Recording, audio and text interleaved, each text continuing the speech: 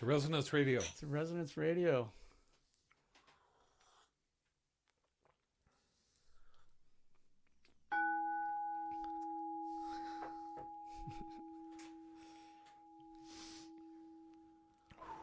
Are we rolling?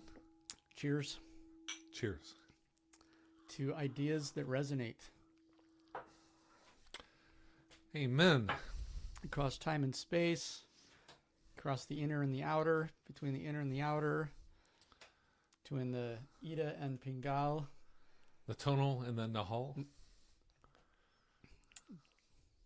the east and the west, The yin and the yang. the masculine and the feminine, Indeed, man. the light and the dark. Yes. So on and so forth. Yeah, but that's really what it's all about, huh? Is balancing polarities. Or being aware of them and understanding them. Are we rolling? We're rolling. We're rolling. This strikes me as like the first real Resonance Radio podcast. Yeah, it's why? Like, well, Why is that? Our setup has improved here. It really has. Yeah. This setup is an improvement. This feels like the way it's supposed to be. We've got 2 close-up cameras.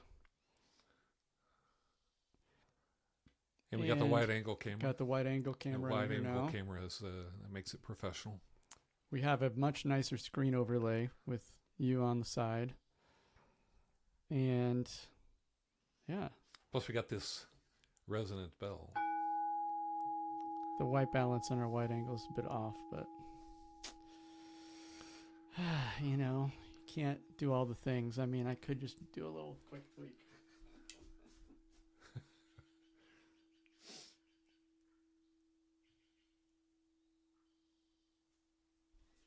Just to make it match a little bit more.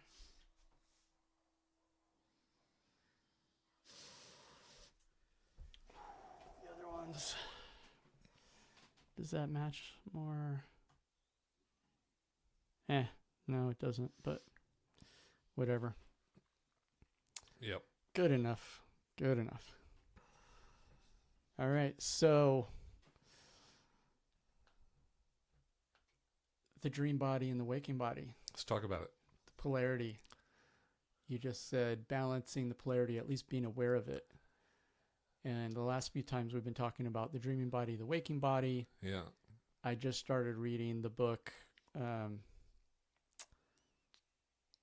Return of the Warriors. Yep. by Théun Marez. Théun Marez, an interesting character, a Toltec man of knowledge, Exactly. Yeah. and Nahal, right? Yes. He's a Nahal. Oh, absolutely. Yeah. Yeah. So I know we've been talking about this off camera, and we've talked about it a little bit on camera, but I would love to hear your summary of, or not even necessarily summary, but like, what is the significance of Théun Marez for you personally? For me, well, I mean, I discovered I think I got my first of his books, which is the one you're reading now, at the library book sale. No, I got it at a thrift store, actually. Oh, cool. Yep. And I wasn't sure at first that it had anything to do with Carlos Castaneda. And it actually, the author, Théun Marez, he's never met Carlos Castaneda, but he describes he discovered Carlos Castaneda. He was visiting a friend's house and they had it in the bookshelf. And as soon as he read that first volume, he identified with it and knew that that was his path. And then there was his description of going to a bookstore looking for more Carlos Castaneda. This was over in Africa, I guess, and there weren't a lot of bookstores, or maybe it was in Europe. But anyway, when he went in the bookstore, the proprietor of the bookstore, when he finished up talking to a customer, he walked over to Théun Marez, who was a youth, like 14 or 15 or something like this. And he said, you're here to have your memories recovered, and come back in a week or so and we'll start on that. Wow. So, but I'm sure Théun Mérez read all of Carlos Castaneda, Mhm. and but he also clearly is his own man and has his own lineage. His teacher he refers to as the Nahal J, and I wonder about that because one of um, Carlos Castaneda had two main teachers, Don Juan and Don Gennaro, and their teacher, one of their teachers was Don Julian Hmm. J. So I wonder if maybe that was Juan Perez's teacher. Who knows? But I guess it was confirmation to me. It like opened my eyes about the Carlos Castaneda books in a certain sense, put them in a wider context. I always thought of them as like this sort of a sideline thing that here's everything else is going on over here, and then here's this weird stuff with Carlos Castaneda. And now I can see that he fits within a much wider um, tradition, much wider. I mean, what do you mean? A much wider tradition? What is your sense of what that tradition is? Well, I guess the Toltecs, according to Théun Mérez, the Toltecs have a lineage that extends back millennia. And I don't know if they go so far as to claim that all of um, the significant teachers have been Toltecs, but certainly they claim a understanding that is. The thing about these books is they're very. They go into so much that most traditions don't mention, like the inorganic beings, for instance, and the assemblage point. I've never seen that discussed in any other mystical metaphysical books. That is only mentioned in the Toltec tradition, and that to me is an extremely powerful model to explain. I mean, it's involving the energy body and the dream body, and altered states of consciousness and awareness. And to me, it's like I guess I have never felt or been able to interact deliberately with my dream body or the assemblage point. But looking back on when my assemblage point has been displaced, accidentally, like through an overdose of hallucinogenics or whatever, dreaming, all of these experiences they describe as a displacement of the assemblage point. Mm-hmm. And once I understood that and how they describe it and what you're displacing it from one location to another location, it's a bundle of fibers assembling different worlds. These are extremely powerful, yet kind of fearful areas of knowledge that most traditions don't talk about, Mm-hmm. right? Yeah, I mean, I think for me, reading the first few chapters of his book, a few of the most significant things that stand out is obviously his emphasis of the assemblage point, and that after having explained a whole historical arc of what the Toltec system of knowledge is or tradition is, summarizing as it's basically knowledge about moving your assemblage point, and describing the assemblage point as being related to this related to like that we all have this sheath or cocoon, so to speak, of energy around us that's as far out as like our hand, as far as we can reach in all directions. Yep. That there's this, which another name for it to me seems to be aura. Yep, the aura. The Yep. aura. But what is unique to me about this Toltec perspective is this thing called the assemblage point, that normally we develop this like single point or static place within this orb or egg like shape of energy around us that is kind of the locus point where our consciousness or our interaction with reality happens. Gets fixed. It kind of gets fixed at a certain point, and that's our like perspective between us and the world. And like as we move around physically, this assemblage point is moving around with us, but in a static point relative to the body or the heart or the head or something. Yep. And that the whole gist of this Toltec knowledge system is about how to actually free that up and be able to intentionally move it around. So that to me is the most significant thing from the first couple of chapters. Hugely significant. And yep. he even says, like, that's the whole point of what this is all about, is Yep. moving this around. But then that also correlates a lot with like my study or, you know, dabbling, let's say, exploration of remote viewing. Because remote viewing is all about, you could rephrase it as moving your assemblage point or a part of your assemblage point to other places in time and space, but including the past and future, like which, you know, brings in time. But then Théun Merez also speaks of the Toltec view as 3 dimensions of space and time as a 4th dimension, where if you introduce that, then past and future become accessible, similar to remote viewing or similar to the philosophy or the theories that have been developing around remote viewing. Yep.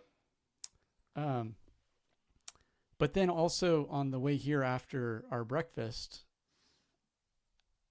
I've been kind of reflecting on this moving of the assemblage point, but it seems also to me on a level that's more easier to understand for people. I feel like even just being aware of what's going on in other parts of the world is a much lighter version of that.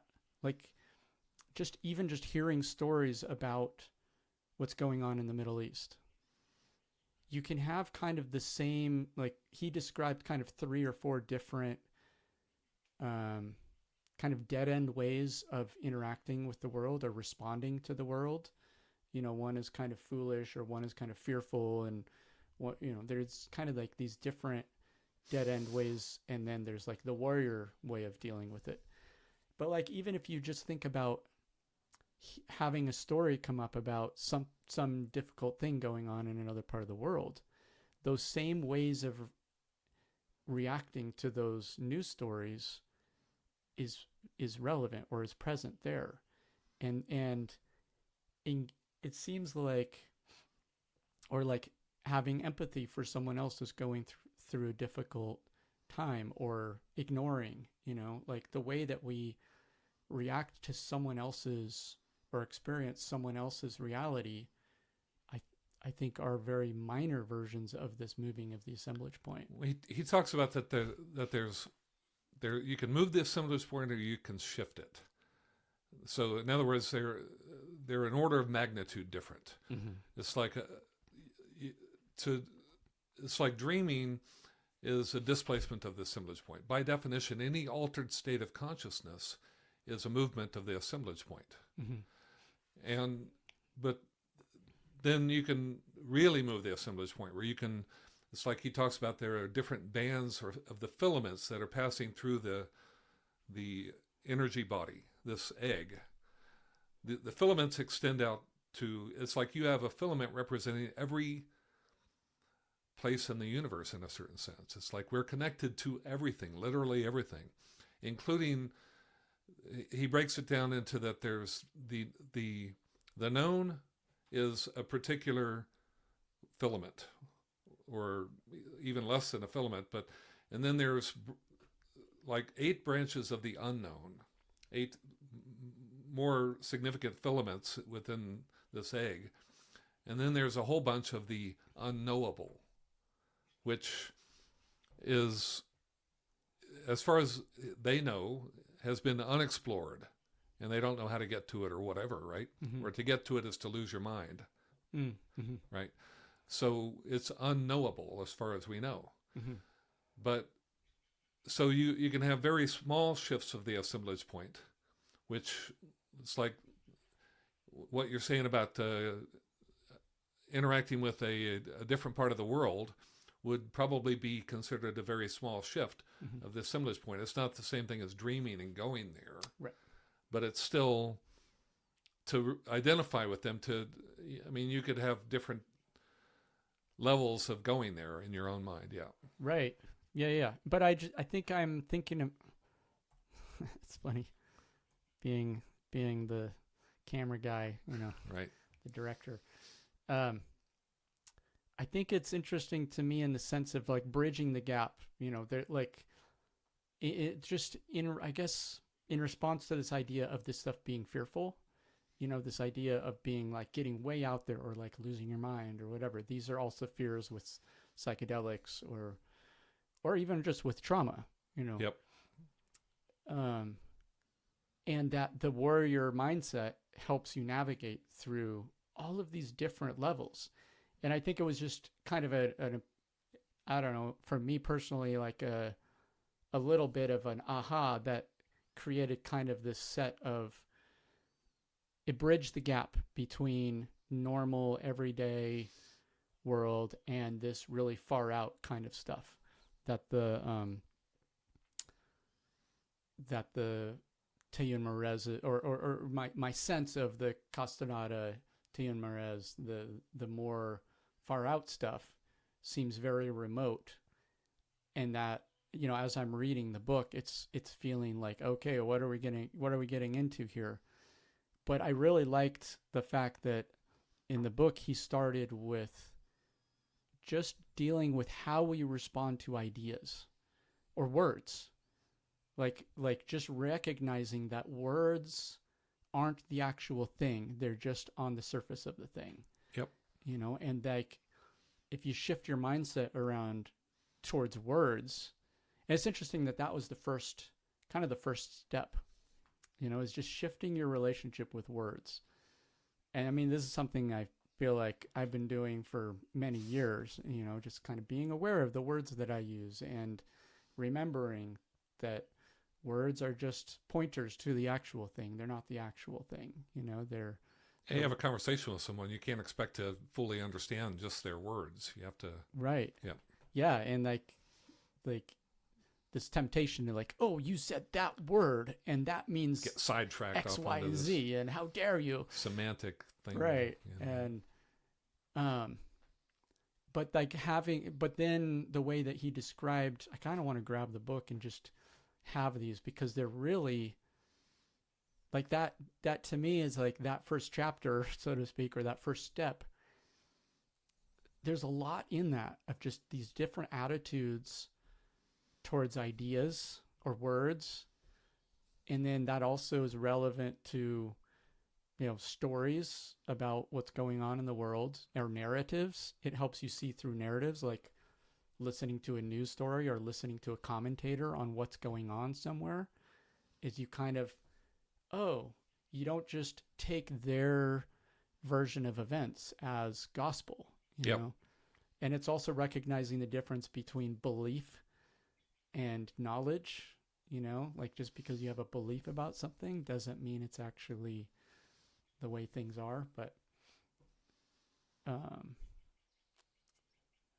I think it's interesting that first chapter grabbed you, because that was obviously his intent, is to establish a bridge to this very deep teaching. Mm-hmm. You have to start at the beginning. You can't just throw someone in the deep end. You have to take them by the hand, basically, and make them feel comfortable that and this is what I think he is releasing the Toltec Teachings. This is what's so significant about these books to me, is that this is the first time in the history of the Toltecs, as far as this is the sense that I get that he is communicating, that they have ever been able to feel comfortable to release the teachings. Usually it's been a passed down through initiation, teacher to student. So 16 people get it, and then out of that group, they start another 16, and it does this over and over again. And this is what happened with Carlos Castaneda. He was the end of the teaching because he wrote it all down. And Théun Mérez has done the same thing, but even in a more comprehensive fashion, because Carlos Castaneda didn't know what he was doing at the beginning. Théun Mérez obviously does. And so he's created a teaching which is extremely deep, but he's making it clear that if you follow what I'm laying out for you, you can progress all the way to the end of it. Mm-hmm. And that's amazing. Yeah, and I think, like, reading into it, I'm attempting to basically interpret that, like, what he's saying in the very first chapters, but especially, I guess, second chapter, which is like the first chapter that's kind of beginning to introduce you to the actual philosophy, let's say, Yeah. or the knowledge, is like talking about mindset, about words, or about meanings of words, that is very relevant, and like just being able to, just having this very clear, coherent, like a few different mindsets as an example of like the traps, and then the freedom from the traps is the warrior mindset, as he describes it. That then is relevant to all these other depths, you might say, or like it's relevant at the shallow end of the pool and it's relevant at the deep end of the pool. Yep. It's like if a traumatic or challenging situation comes up, whether it's watching a difficult news story or it's like, a life-threatening situation, the same thing applies in terms of how you handle it or your mindset, So, yeah, I thought that was the bridge. And I think just this morning, just thinking about it as how do different people respond to news stories about other parts of the world is really relevant, or because I think there's this temptation to be in like default worlds and then shift into, we're in esoteric mode, we're in far out mode, and like have almost like two different maybe personas or personalities or worldviews for those two different situations. Yeah. Like people that can talk about really into esoteric stuff, but then when it comes to how they conduct their life or how they think about what's going on in the Middle East, they're just repeating the dominant narrative that's fed to them by the propaganda system. There's like two different, very different, and in some ways maybe not so different. It might be that in the esoteric stuff, they're actually also just working on the surface and maybe just repeating ideas or talking about ideas, talking about esoteric stuff, and not actually maybe having the actual deeper experience, maybe. I don't know. Théun Mérez, he talks a lot about, part of the path is he talks about accumulating personal power. And the only way to do that is through experience. Mm-hmm. You can't just, it's not just laying around somewhere.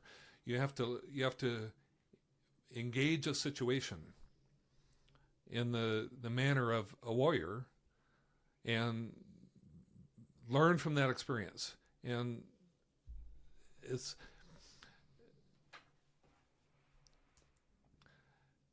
a strange thing, because that is your path. It's like every experience is an opportunity to gain personal power. But as you progress, you invite more and more challenging experiences. And that is something that you have to take seriously.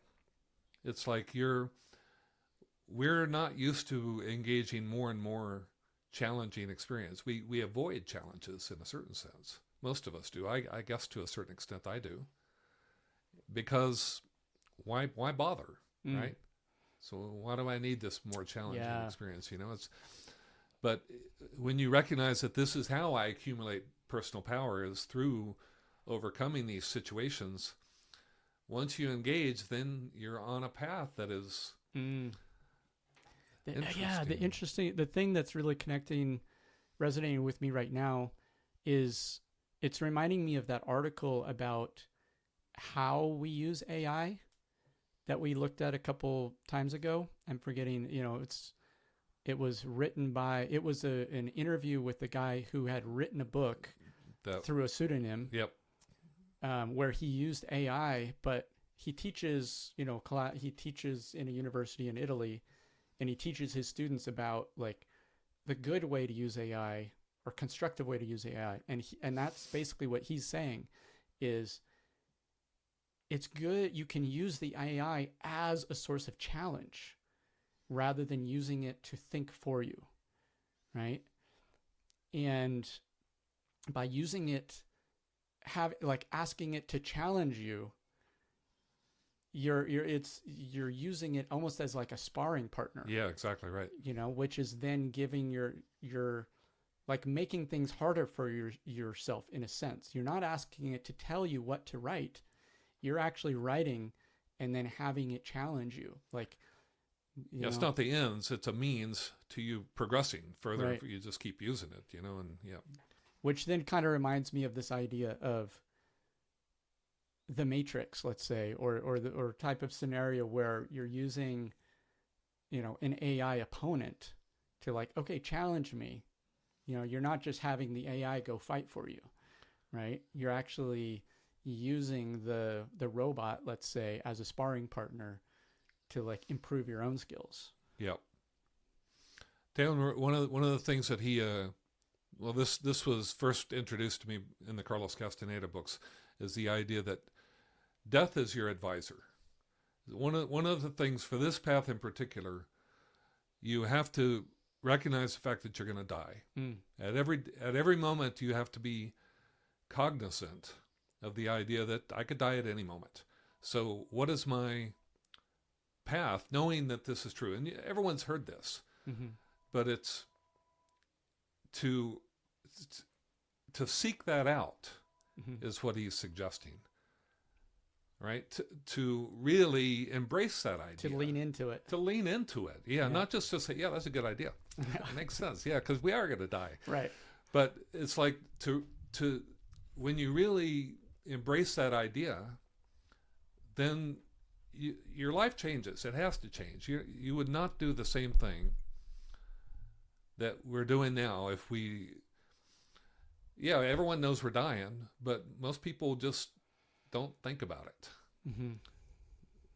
The Toltec teaching is you think about it all the time, and you adjust your behavior using the idea that what's my next step in the now? What's my next challenge? You keep that up. Yeah, I guess that reminds me of I might not quote it exactly, but Shawshank Redemption, there's like this famous line, which is a guy saying, you're either busy living or you're busy dying. Is that in Shawshank? Yeah. Pretty sure. I might be misquoting the origin of it, but Yep. There's a lot of different variations of that, obviously. Yep. But, I was actually just thinking about that recently in terms of relationship with someone, like in the sense of like becoming more distant or becoming closer, or love is increasing or love is decreasing. Like it's like if you're, it's one or the other in a sense. Like there's no static. There's no taking something for granted, and that you're either cultivating and increasing the depth of a relationship, or it's waning. Yep. Is another version of that. Yeah, and you want to cultivate that relationship with death. He's your advisor. How do I respond to this situation? Well, what would you do if you were going to be dead tomorrow? Well, I would probably do this. If you really use him as your advisor, and that's an audacious act to do that on a regular basis. It would change your life. having death as your advisor would change your life. And that's the whole principle of this teaching in a certain sense. He emphasizes that over and over again. Mm-hmm. I think a lot of teachings sort of say the same thing. They say it once, though, and then they drop it. Because it's not easy to do.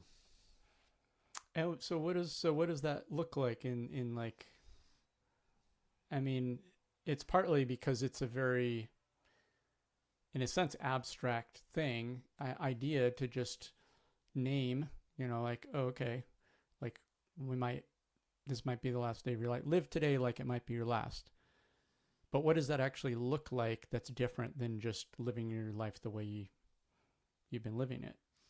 Well, in my case, for instance, I mean, I've got options. So if I wasn't here today, I'm sitting at home. Okay, I can work on my book.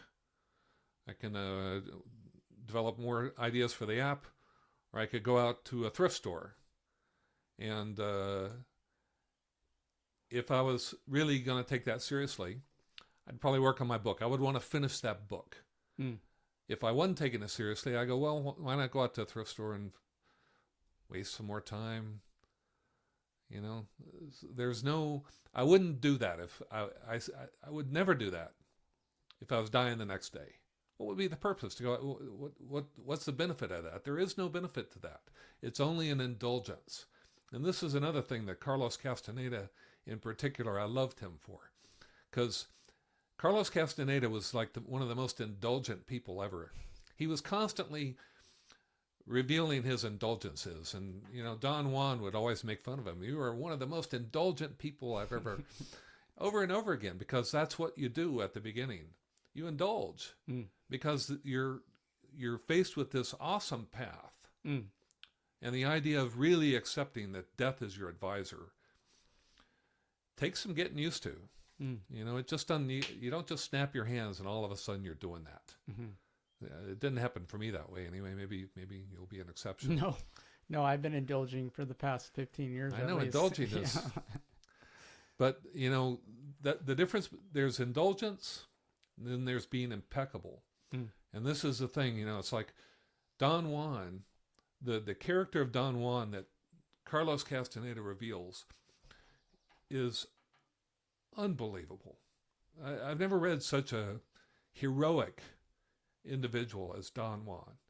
Just totally impeccable, totally available to the Spirit at any moment to do what the Spirit demands of him. This is how he discovered Carlos Castaneda. Carlos Castaneda came to him in a bus stop. He was out there, just this normal American idiot running around, and he was an anthropology student. He was doing his thesis on shamanic plants. And someone told him, oh, that guy over there knows something about plants.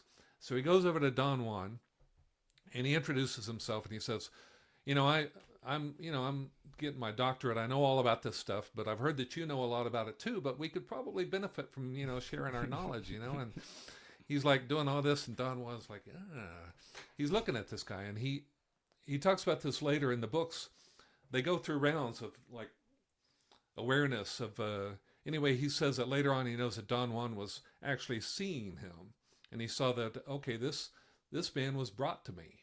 He was brought by Spirit. So he told him at the conversation ended, he says, look me up. I'm in Mexico. He didn't tell him where. He figured that if Carlos was actually supposed to be his student, he would find him somehow. And he did. And those were the indications of Spirit leading him to Don Juan, and Don Juan to see that this is my next student.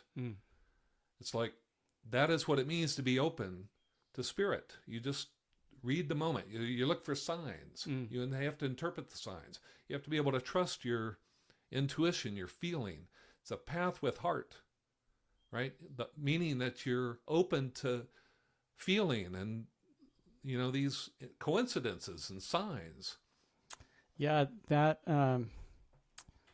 really reminds me of the story of the revelation of the Bab, the forerunner of Baha'u'llah and the two founders of the Baha'i faith, is at the time in 1844 thereabout, there was a lot of energy in the world about the return of Christ. Especially there were 1844. Yeah, people sold their stuff and sat on a mountain waiting for him to come. Yeah, and same thing in the Middle East. In Persia, there was a lot of energy around the year 60, which was 1260 on the Islamic calendar, but the Ba basically waited until 24 people found him, which was kind of like the Baha'i version of the 12 disciples. It was the 24 disciples. And all of these 24 people all found him separately and through dreams and spirit guidance and all, and just like look, just being guided to him. And it was only after the 24 people found him that he then, announced his mission kind of more publicly. And yeah, so anyway, that to me it sounds like what you're talking about. Carlos Castaneda, there were 16 of them, but there was more than 16 actually. There were duplicates, but they had a certain typicalities that had to be assembled to create a greater whole. And for whatever reason, the Bab had his 24. But yeah, it sounds very similar. It sounds like they were directed and guided by spirit. And that's the path. It's a path of heart, as opposed to mind, right? Yep. Mind, you're analyzing things. This guy is, it's like you're not listening to your heart. And that's, where do you get with that? Certainly somewhere. Or spirit, in a sense, because in a sense, like listening to spirit is outside of you, in a sense. I don't know, I guess I say that, I clarify that because there is this idea within the Baha'i perspective as well, which is, your heart can be misguided too. Your heart can be clouded by selfish motives and that sort of a thing. And so there's a little bit of a clarification of following spirit. If you align your mind and your heart with spirit, then you're going to be guided well. But your heart has to be involved. It's not just mind. Mind to spirit doesn't really make sense. I guess you can be inspired by ideas and that sort of a thing. But yeah, it seems like to really be guided by spirit, the heart needs to be involved and open, and heart and mind needs to be in sync. Yep, absolutely. Coherent. I want to pause and go grab the book. Yep. Too.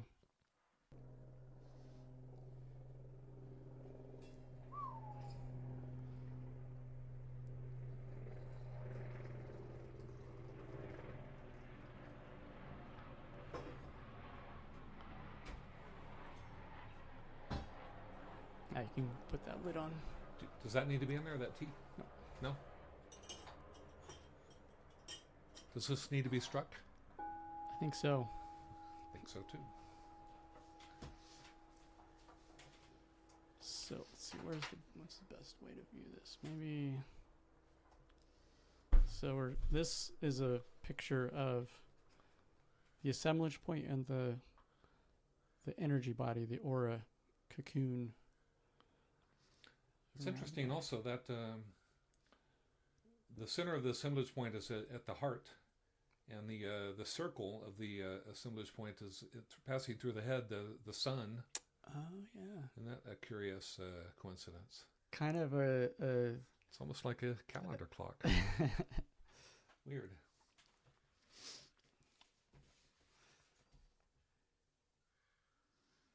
So let's see, I bookmarked a little bit here. I want to pour tea first here.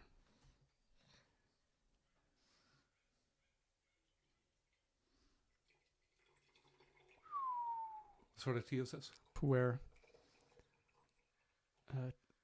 From China.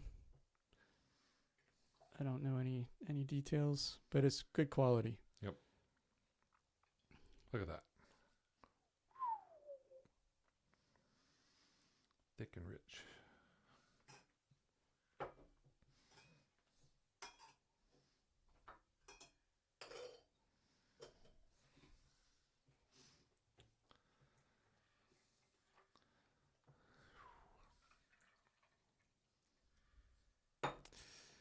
All right. First chapter.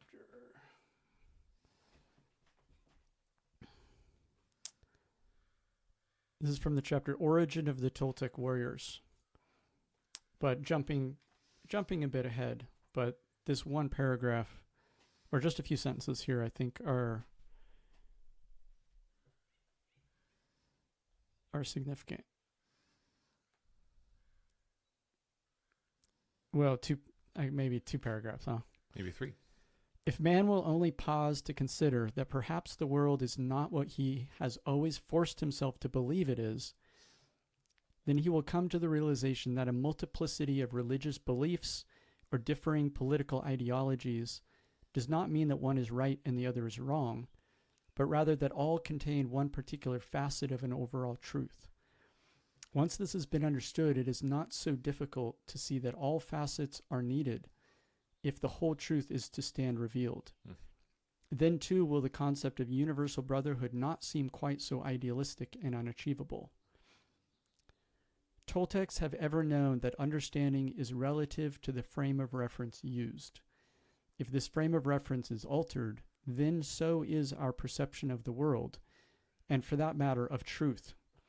At the end of the day, the only truth that is worth defending and striving for is that overall perception born from the fluidity of the assemblage point. Amen.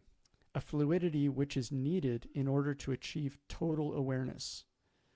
This highly specialized knowledge is the gift Toltecs bring to mankind, and in their experience of handling this knowledge, lies man's hope for future prosperity and world peace.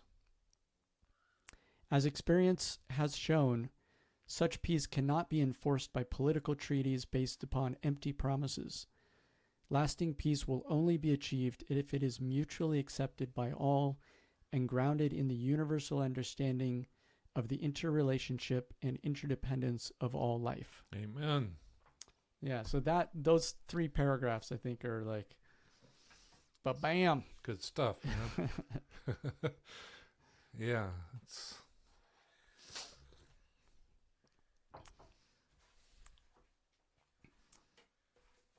fluidity.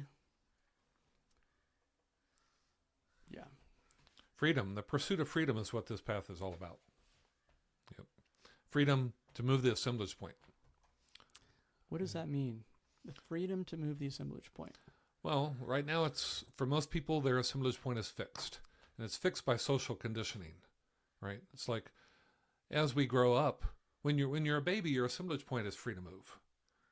And you're trained to fix this assemblage point on a societally agreed upon position, right? And the more fixed it is, the better of a citizen you are. And that should be okay. You should be able to move your assemblage point to that position and then maintain it there. The maintenance of the assemblage point at a particular place is, they talk about that as the art of stalking. You should be able to act as if you're in that particular viewpoint, right? But you should also be able to move the assemblage point to a new perspective at will, and then fix it there for as long as you need to or want to. Whereas most people, they end up at a new place, they're trying to view it from the same place. And that causes conflict in the mind and in the behavior and all sorts of stuff, yeah. So like in the metaphor of, let's just say, watching a story about Middle East is trying to look at it through the conditioning lens of one's own conditioning. Yep. Yeah. There's no freedom in that. There's no freedom for you to be able to go. You should be able to go there and have empathy for this society, for each person, like for any situation you're an in. Israeli soldier, a Palestinian soldier, for a child, an Israeli child, a Palestinian child, look at it from all the different perspectives. Yeah. Yep. So yeah, that's true freedom, to be able to do that. And more. I mean, the fact is, I mean, that's just within the human band, but there's so much more. It's like life for a Toltec doesn't stop with humanity or even plants or animals. It's like they talk about inorganic life, and it's like it's like dreaming. It's another frontier that we should be able to explore. It's like we're so stuck in this societally fixated point, doing things that are so crazy. You know, it's like our destruction of the environment and just all the discord. You know. Yeah, I mean, being able to dream lucidly seems like a fairly, in my Western conditioning, seems like a relatively frivolous thing.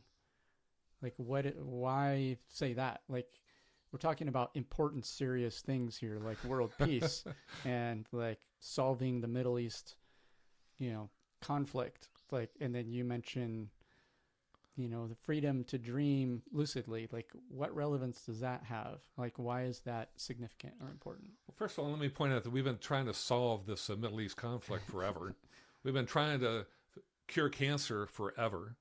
We're not actually doing what we say that our endeavors are. We're not actually accomplishing these things that we are so impressed with. Right? And who's this we anyway? Yeah, who is this we anyway? But it's like, if I could, I think I said this morning, if I could, I would fly in my dreams every night. It's such a experience. It's so remarkable because it's something you can't do in quotes real life. But you can do it in a dream, and you can remember doing it, and you can know that you're in this body that is associated with the name Thomas or whatever, Keith, and you've got the awareness that this is me doing this in a dream. That to me is an indication that that is a legitimate existence there. That is a different position of the assemblage point. It's being able to go there. See, you can have a spontaneous displacement of the assemblage point, or you can learn how to move it yourself, right? When you're dreaming and you don't know what you're doing, that's a spontaneous thing. It just happens. And you're there, and you may not even know you're there, right? Because you didn't put yourself there, so you don't know what's going on, right? It's only when you start to realize I can go there, I can even get myself there, and I can wake up there. And that's when you start to realize that this world is much bigger than just this one little fixation of the assemblage point that I've been told is all there is. Mm-hmm. And there's so much more that we can do with our bodies. And it's like the freedom to experience, I guess Carlos Castenada talks about infinity on many different occasions. And to go out into infinity is an awesome idea. Just an awesome idea. But that's what is potentially possible with, learning to break the assemblage point loose from that one location that we think is the only reality that's out there. And I mean, from my understanding of remote viewing, it also brings up the possibility that dreams aren't necessarily just complete 100% imagination. Like the fact that we are all connected, the fact that we are interconnected on this quantum level that's way beyond what our current science's electromagnetic model of interaction at the speed of light suggests, that we're way more interconnected. And remote viewing proves, that there's all sorts of possibilities of being able to accurately discover information that's remote in space and time. That definitely increases the possibility of what can be experienced in a dream, especially if you become lucid. It's like, or it's like people who have training in, let's say, astral travel or out of body. Like there's not a hard line between dreaming and traveling in a dream and traveling what's called astral travel or out of body travel. Right. It's like, who's to say if you pop out of your body and are looking at your body sleeping on the bed and then go, go into town and observe some things happening, is that a dream or is that real? Like you might, or is it a psychotic experience? That's what most people would claim that it is, right? What do you mean most people? Well, I think most people, they don't believe that dreams are real. In other words, they think that it's basically your mind is hallucinating, that there's no real significance to it. Mm-hmm. It's just, it's like the chemicals, the neurochemicals are somehow just, splashing around up there and creating some weird experience. And you're saying, oh, I did all this, but, it's like me saying, I dated, a movie star. I can't prove it. So I'm lying or I'm crazy, right? But this is not the same thing. I'm not, that is, I have no experience of dating a movie star. So to say that I did would be just a straight out lie. And I guess people can assume that I'm lying about my dreams also. I'm lying in a dream. He's just lying, or he's crazy, or he is misinterpreting whatever is actually really going on there, which is nothing. But but that, I guess to me it seems a little odd because most people would not call you a liar for saying I flew in my dream or I dated a movie star in my dream. If you clarify that, oh, it was a dream, like the thinking of you crazy or something, I think doesn't apply because the mindset is that dreams are imagination. So anything's possible in a dream. It's different to say I dreamt of dating Madonna versus I actually dated Madonna. Like those are two very different things. It's crazy if you claim to actually have dated Madonna and you didn't, Right. But but to say I dreamed it is like, okay, so, who cares? But the thing about flying in particular, okay, it's like you fly in a dream, the experience is real and you can remember the experience. And it's not an experience that you can have in, quotes, real life. Mm-hmm. You just can't. It breaks the laws of physics, right? So most people, knowing that it breaks the laws of physics, they will say that that is somehow not a valid experience.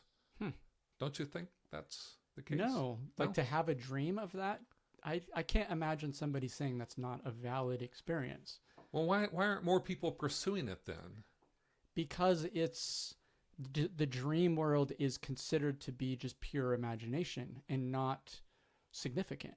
Like that I think that gets, this is getting, for me, is getting to the critical thing about how we think about dreams. Like we think about dreams as being purely imagination. You can do anything and who cares? It's irrelevant. Because it's insignificant, because it's all just imagination. To me, it gets interesting when you realize or allow that dreams may not be purely imagination. Yes, they may be. Like there's a whole gray area in there. It might be pure imagination, but it might not be pure imagination. And that ambiguity, that like it's impossible to prove it one way or the other. Is what is interesting to me. That's where it gets more interesting. The fact that you could actually travel in some other dream body to an actual place in physical reality and observe something happen that could be verified later is interesting to me. That's where it gets interesting. Like, it's not there. The full spectrum is there. Yeah. You know. I know in the Carlos Castaneda books, Carlos Castaneda is at the beginning. He's constantly asking Don Juan, "Did that actually happen to me?" Mm. It's like he would experience this thing from left side awareness. Yeah.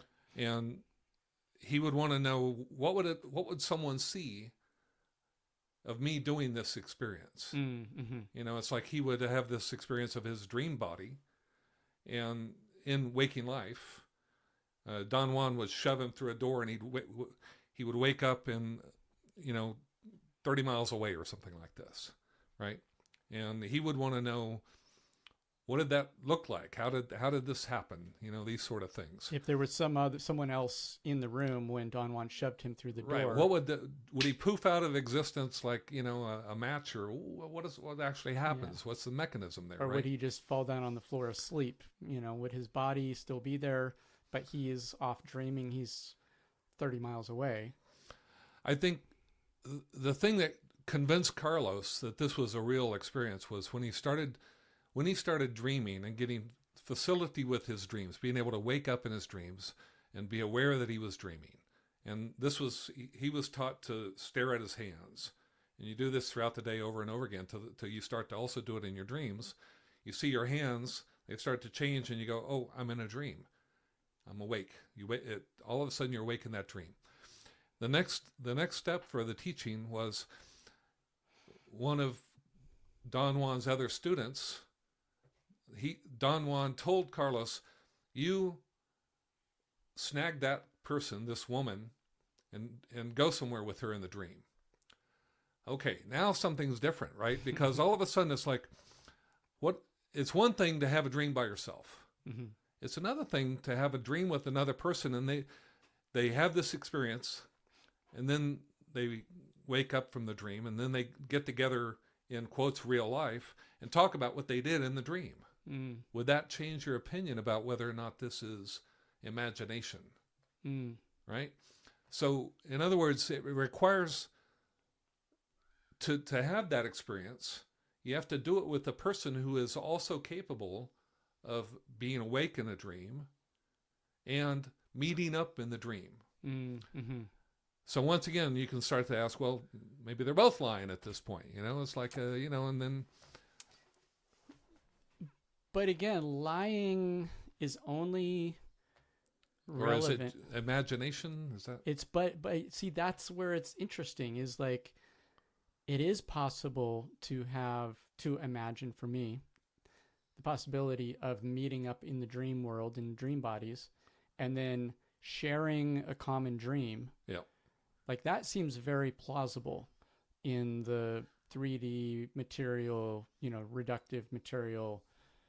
Well, not fully reductive, but in the space of like acknowledging there's an overlap. There's this other layer of reality where the dream body exists on an interconnected level, where sure, we could have a shared dream. The easy reference is the movie Inception, where we could be sharing a dream, and that world that we're both in is a dream, a mutually imagined dream world.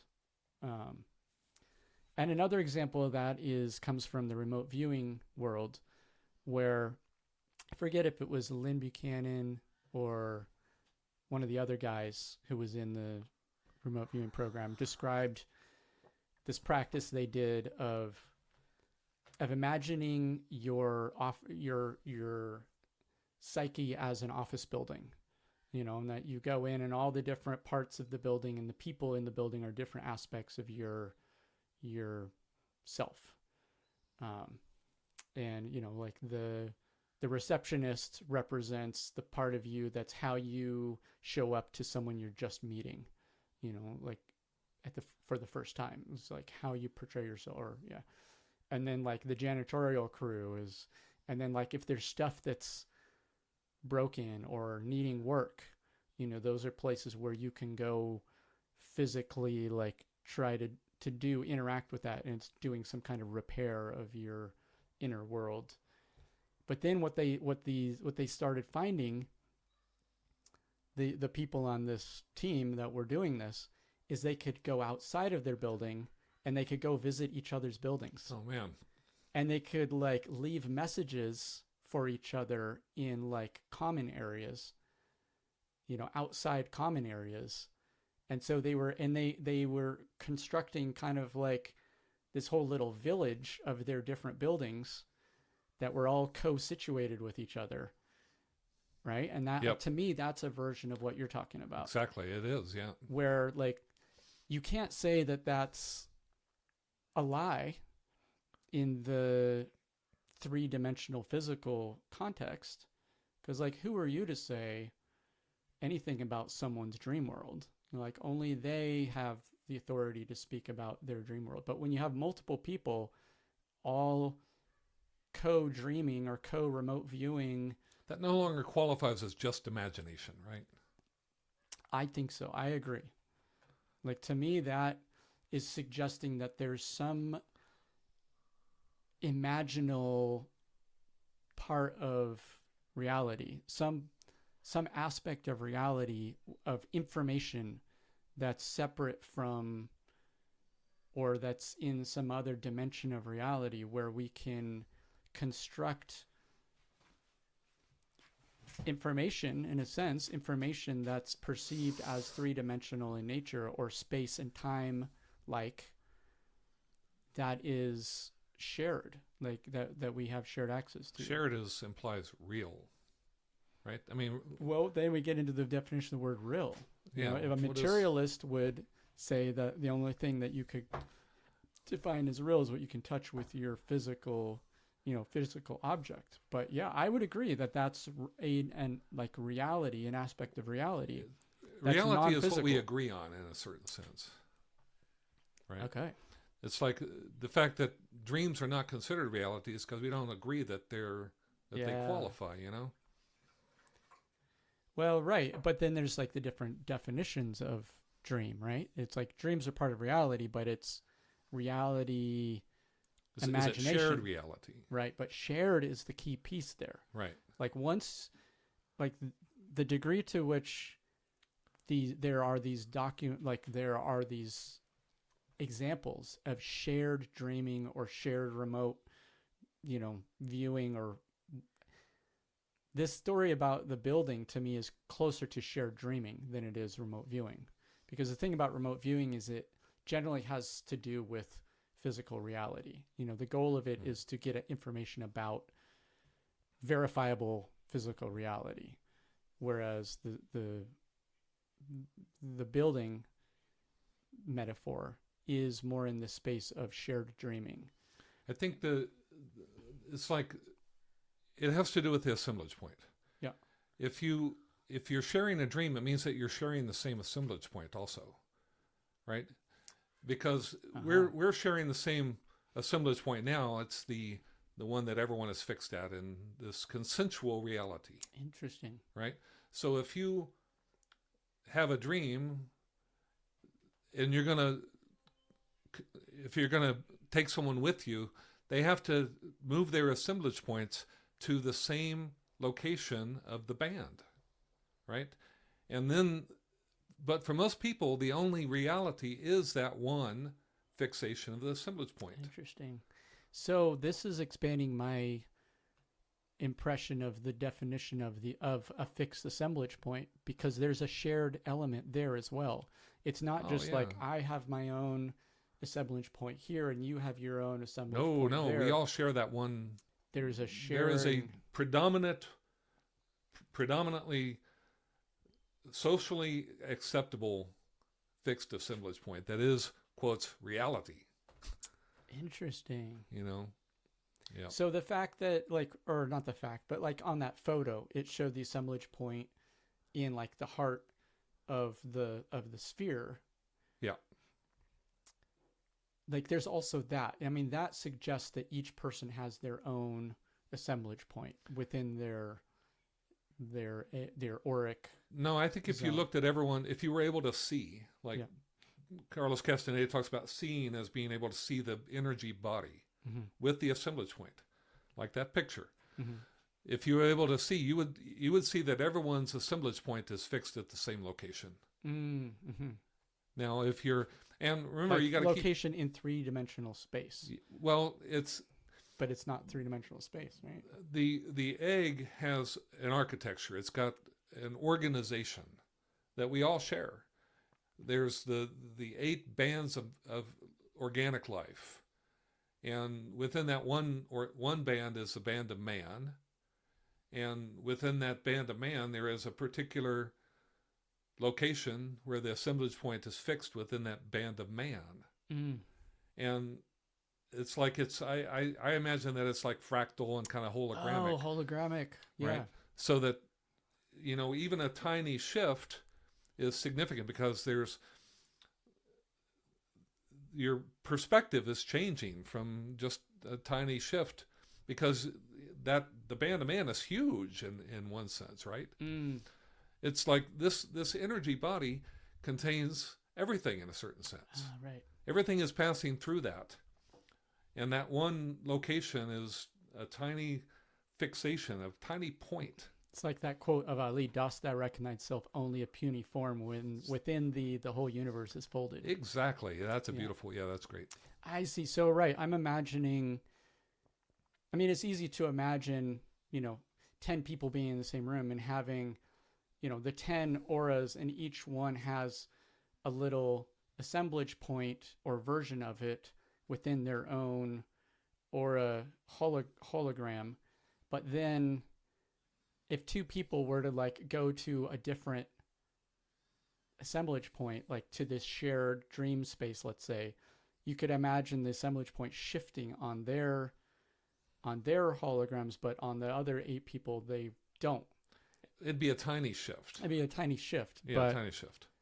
Yeah. Right. But that, or let's say 10 people laying down sleeping, and then 2 people go to a common dream reality or something. You could imagine their assemblage points in their shifting in the same kind of into the same different XYZ coordinate. A parallel shift, basically. Yeah. Yep. Got it. Yep. That's an interesting way to think about it. Yeah, the assemblage point. I've always thought that concept is what is missing in all dialogue concerning metaphysics, right? I don't know how you can. It's like it's just essential, because there's no other way of explaining the dream, the altered consciousness and altered awareness. Yeah. Altered or alternate. Alternate, yep. Yeah. Non-dominant paradigm narrative. Yeah, and the fact is, like the Toltecs talk about, it's like any altered consciousness is a displacement of the assemblage point, minor to maximum, right? And like in addition to the 8 bands of organic life, there is also, which is what's known as the unknown. There's also a larger band or structure of bundles, which is the unknowable. Interesting. Where you can move your assemblage point there, but you can't know it. You can't make sense of it. Wow. Right? But it's somehow perceivable as a place where you can move your assemblage point to. It's within us. Interesting. Yeah, it's like we contain the unknowable. Yeah, I love that. Yeah, it's a powerful model. That. Yeah, it's really something. Ooh, I love that. Because that's also a recurring theme in, let's say, even like Baha'i doctrine or something that, or New Age. Or physics even. Physics. Yeah. But like in New Age ideology, in the sense of like we're all, or Christian doctrine too, like as above so below, we're created in the image of God, and one of the definitions of God is unknowable, Yeah, exactly right. And so like if we are created in the image of God, then there's an element of the individual that is also unknowable, and that makes sense in the sense of like we have, it's like this idea of our thoughts being private, let's say, or there's my inner essence is unknowable to others. There's like this experience of there being a buffer or some kind of privacy zone, and granted, like the more we experience remote viewing and influence, some of those lines break down, but Yep. But yeah, I love that there is it, but that image or that model that there is a space where we can move our assemblage point within our own aura zone that is unknowable even to us. I know. Yeah, it's awesome to me. It really is. It's the Hermetic principle, right? As above, so below. You would expect that if the universe has unknowable parts of it, which apparently it does, right? I mean, physics is talking about dark matter, dark energy. We don't know what these things are. We don't know. Now, maybe it's unknowable. I don't know. I mean, right. I mean, we can speculate about how to explain it. Yep. But so far, we really don't have a handle on it. Well, I was just thinking about this recently, too, which is correlating with like Unzinger's emphasis on the constant of gravity being definable as all of the visible matter of the sphere of space in all directions. Yeah. But you can easily imagine that there's a whole lot more beyond the observable universe. Yeah, I heard someone say that they doubled it recently. It's like instead of 13.8, it's now 20 something or Sure, whatever. but then you just keep going. Right. And like to me, that is getting at that the unknown is kind of like all of the potentially knowable observable universe, like as far as light is able to travel. But then there's potentially far more unknowable that's beyond that. And if all of that is represented within this cocoon zone, Within each one of them. within each one of us, I know. there's a tremendous amount of unknowable in terms of where we can move our assemblage point that is, beyond all of the observable mass of the universe. One of the things about the books, the Carlos Castaneda books, it just is so profound. In the fourth book, I don't want to give everything away for you. You might want to read these things someday. But in the fourth book,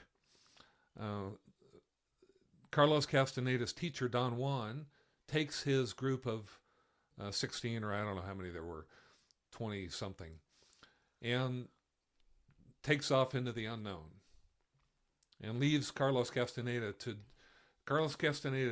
His task is to leap off the side of a mountain and reassemble his body before it hits the ground. Jeez. I mean, this is science fiction, right? This can't be real. And Carlos Castaneda, he had a lot of trepidation about this experience, Right. if you can imagine, right? Am I dreaming? Am I not dreaming? Is this a good idea? Is this real? Is what's going to happen? It's like he didn't know what was going to happen. Part of him was afraid he was going to die, right? And just the whole, his description of this experience. And then the fifth book is he wakes up in, back in Los Angeles, and he realizes that he survived this thing. He doesn't know how, but somehow he survived. And he goes back to back to Mexico looking for Don Juan. He doesn't expect to find him. He goes to all of the places where Don Juan used to meet him. And Don Juan was lived in a hovel, no electricity, no nothing. So there was no way to get word, I'm coming to visit you, sort of thing. He would show up at this place, and Don Juan would come strolling out of the desert, and you say, yeah, let's get to work, sort of thing. And he finally realized that Don Juan actually lives somewhere, hundreds of miles away, maybe thousands of miles away. And he was apparently assembling a body to, present to Don Juan, you know, or and to Castenada. to Carlos Castaneda, and knew that Carlos Castaneda was there somehow, remote viewing, right? Or maybe this is the same Nahal J. Maybe he's Nahal J, and maybe he was in South Africa. I know, just the whole thing is, you know, it's like it makes you question your sanity, or is this, you know, this is why a lot of people were convinced that these books were fiction, that Don Juan made, that Carlos Castaneda made all this stuff up. So, you know, I mean, I guess maybe that's possible, but I can't imagine anybody could make up a person like Don Juan. The impeccability of this man, and the description of everything is so internally coherent and beautiful, just beautiful. Yeah, I mean, sure, someone could make him up, but I don't think so. Well, not having read the books, I don't know, but it's possible to imagine someone making up this really tall tale that where it's like, oh, is this a dream? Is it reality? Da, da, da. But that's also kind of like remote viewing, like my experience of remote viewing. It was all unknown. It was all maybe iffy question, you know, until I had my own experience of it. Yeah. And it was Who can take that from you? Huh? Who can take that from you? Exactly. And I can't prove it to anybody. Like right. my first experiences, I mean, for a while I had my drawings, you know, that I had done. And one of them was just like ridiculous proof, you know, of a nuclear explosion, and so many drawings that all added up. The camera, the ocean, the island, you know, all these different and you start things. with nothing, right? I mean, you're just given I had a number. A random number.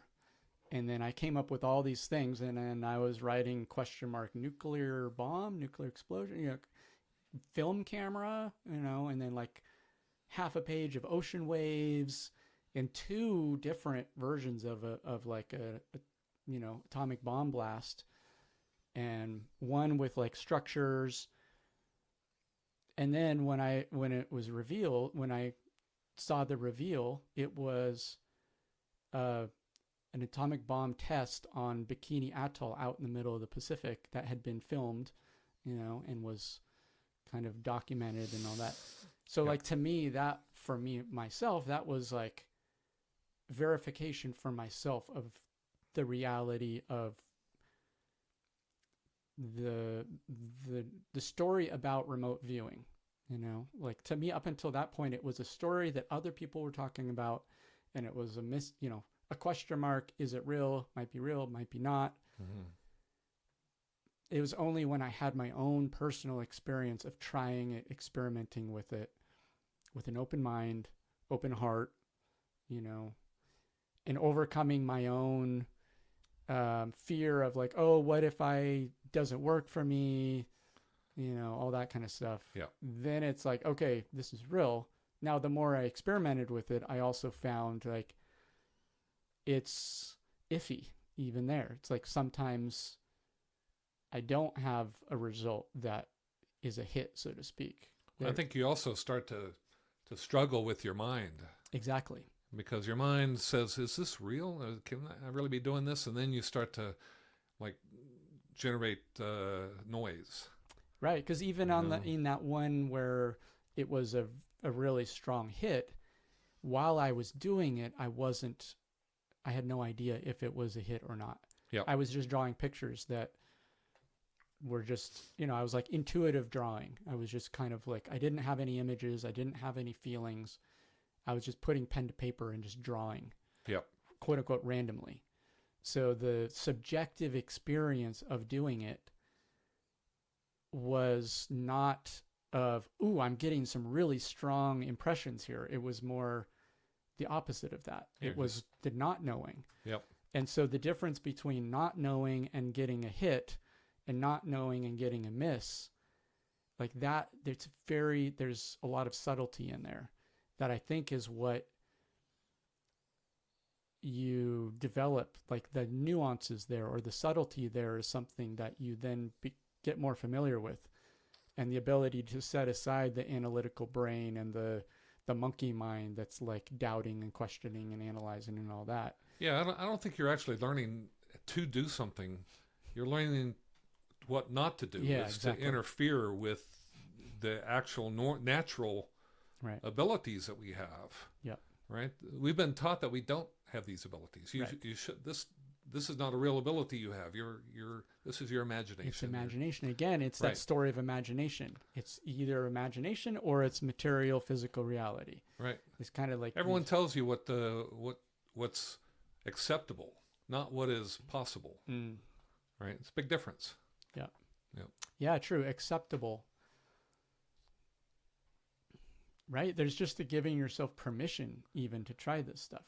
Yeah, You know? exactly. I mean, it's like but you also have to persist past the point where your mind is going to fight you, because we're stuck here. We're all kind of, the reason why they have this, he wrote these books is because we are caught up in our social conditioning.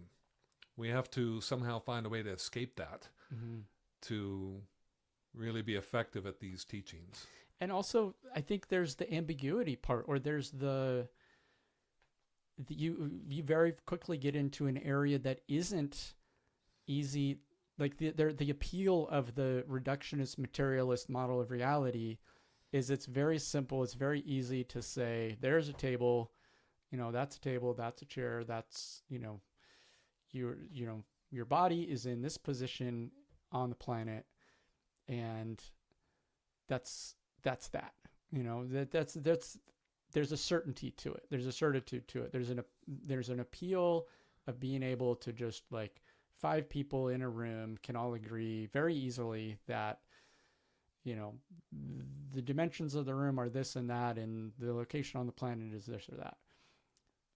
That's very appealing. Once you start getting into this other stuff, it very quickly is a lot harder to have this sense of certitude or verification or certainty.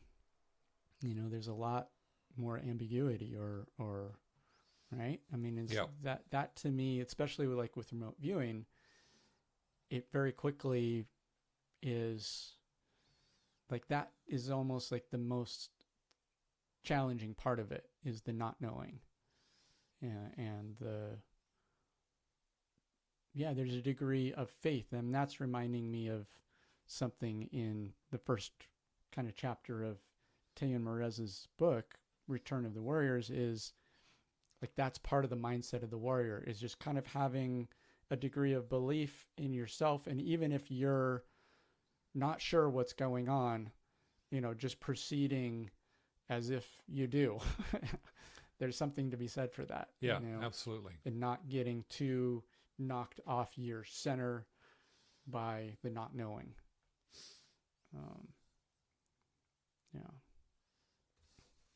Speaking of the book, this is the book we're talking about. Théun's Return of the Warriors, the Toltec Teachings, Volume 1. I like. Let's hear a quote. Huh? Let's hear a quote. And this is relevant to what we're talking about, kind of this reductionist, materialist view of reality, and then this, what he's calling here the seer. The scientist and the seer, the difference. Yep. The ultimate difference between the scientist and the seer lies in their respective attitudes towards man and the world. To most scientists, everything unknown can at some stage be explained in terms of a fixed frame of reference through the use of words, formulas, and theories. That's like what I was just saying about, like, we're 2 bodies in this room at this latitude and longitude. That's how we fixate the assemblage point, is through our words, our language, how we model things. Yeah. Time. Yep. Calendar. Yep. Generally, scientists see both man and the world as being fixed within a system of absolute values, even if this system is not fully understood. Thus, for the scientist, man and the world are merely intellectual exercises. For the seer, on the contrary, man and the world are the most amazing confluence of ever-fluctuating permutations, an astonishing miracle of order flowing out of what can only be described as chaos. To the seer, both man and the world are the most marvelous mysteries, which he knows he will never truly grasp, since understanding is based upon a fixed frame of reference, and the kaleidoscopic permutations and combinations that bring about constant motion, change, and fluidity do not lend themselves to logic. That's beautiful, yeah. The scientist sees in words his hope of being able to reduce both man and the universe to a known intellectual formula. The seer finds in words, or more accurately, in the implications inherent within them, an opportunity for expressing his awe at the astonishing mystery and scope of both man and the universe. Ooh, I love that. Because that's saying that the seer, the purpose of the words for the seer is almost like the opportunity to do poetry. Yeah, exactly. Don Juan loved poetry. Yeah. Carlos Castaneda carried around books of Spanish poetry Yeah. that Don Juan would ask him to read all the time. He'd find specific things that would be quoted in the chapters that were just like so haunting, you know. I love that. Yeah, it was really beautiful. And that's like two very different purposes of words. The scientist is using words to describe a model of reality, a systematic model of reality. And the seer goal with words is to express awe at the mystery and beauty of... Well, you try to encompass something which can't be truly encompassed with words. Yeah. You know, and so the only way is to arrive at poetry. To you know, revel. It's like to... Yeah. The seer finds in words, or more accurately, in the implications inherent within them, an opportunity for expressing his awe at the astonishing mystery and scope of both man and the universe. The difference between scientist and seer is staggering in its effects. The scientist leads man into a sterile life of ever-increasing boredom. The seer reminds man of his unlimited heritage as a magical being of an exciting and unknowable universe. Yep. A magical being. That's what we are, you know. I mean, to claim that we're not a magical being is to just capitulate to the fixation of the assemblage point and say I'm stuck, and I'm okay with it.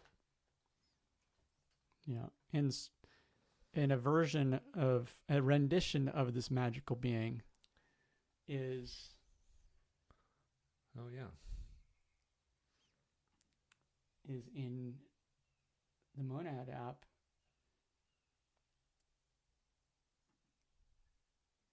There it is. Chakra being, which is this kind of a hologrammic representation of this hologrammic relationship. Look at that picture. It's very similar. I mean, this one, it's like at one point we had this celestial ring is shrunk down to about half the size, because in the other modes, this is chakra mode, but in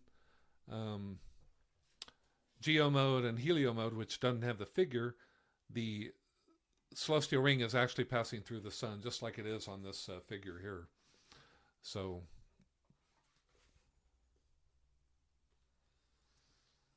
Yeah, I mean, I've been reading Carlos Castaneda books 30 years out of my life or more, and they've always been my favorite books in a certain sense. I remember when these books were coming out, I read the first one and I quickly, I can't remember when I read the first one. I was maybe 16, 17 years old, and I found it at a used bookstore. I used to ride on my bike down to this used bookstore, and I loved that book, and I quickly... found the other ones that had been written up to that time. I think there were 4 or 5 of them. And then from that point on, I'd go into a bookstore just like Théun Merez, you know, he went into that bookstore trying to find more. And every once in a while, I would find the next Carlos Castaneda. He wrote 12 books altogether. Yeah.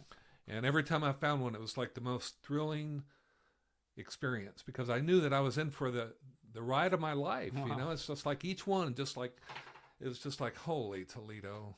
Wow. Yeah, it was just thrilling to find a new Carlos Castaneda book. That's cool. And I guess I'm reflecting on, you know, having read the beginning of the first Carlos Castaneda book a couple times and kind of losing the thread, or it didn't quite grab me. And I can't help but like wonder, okay, why is that? You know, why?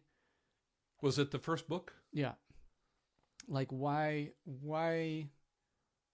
was that kind of like oh, okay.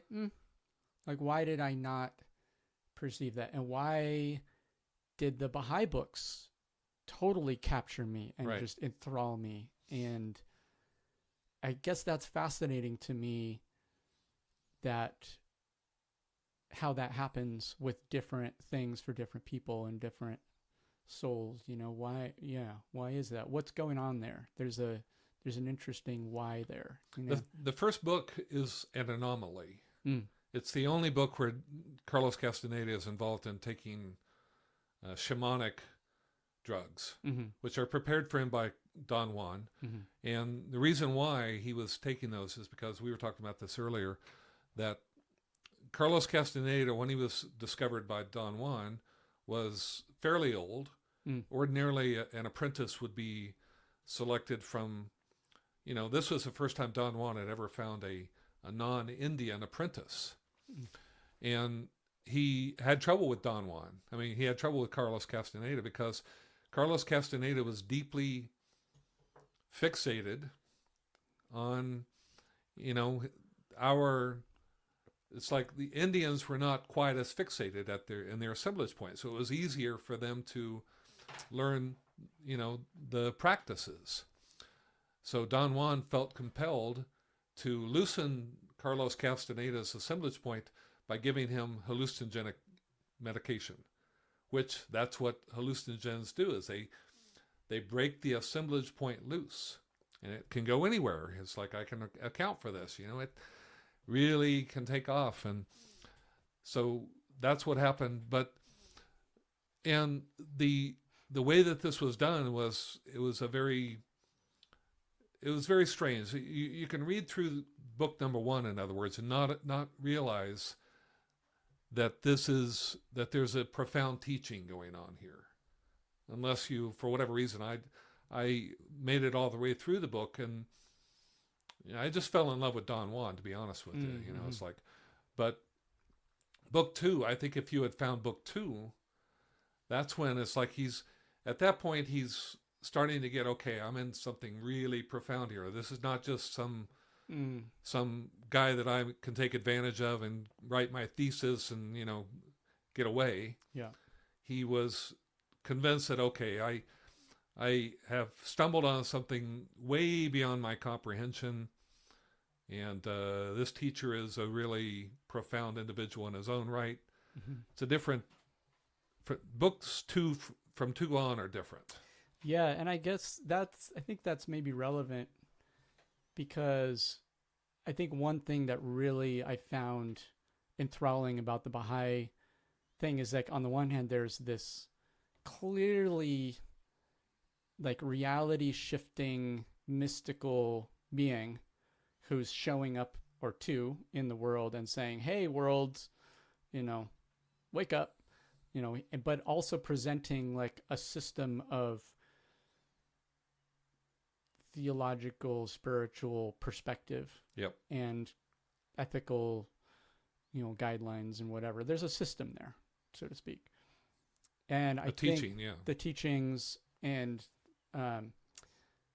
like reading Théun Mahrez's book definitely was appealing to me. It's like, this is being presented as like a very significant set of ideas and teachings that's relevant for humanity and is life-changing if you really embrace it. And like, I read, I don't know how many chapters in just one sitting, and it was hard to, like, put it down. I was, like, falling asleep, like, I just want to keep going.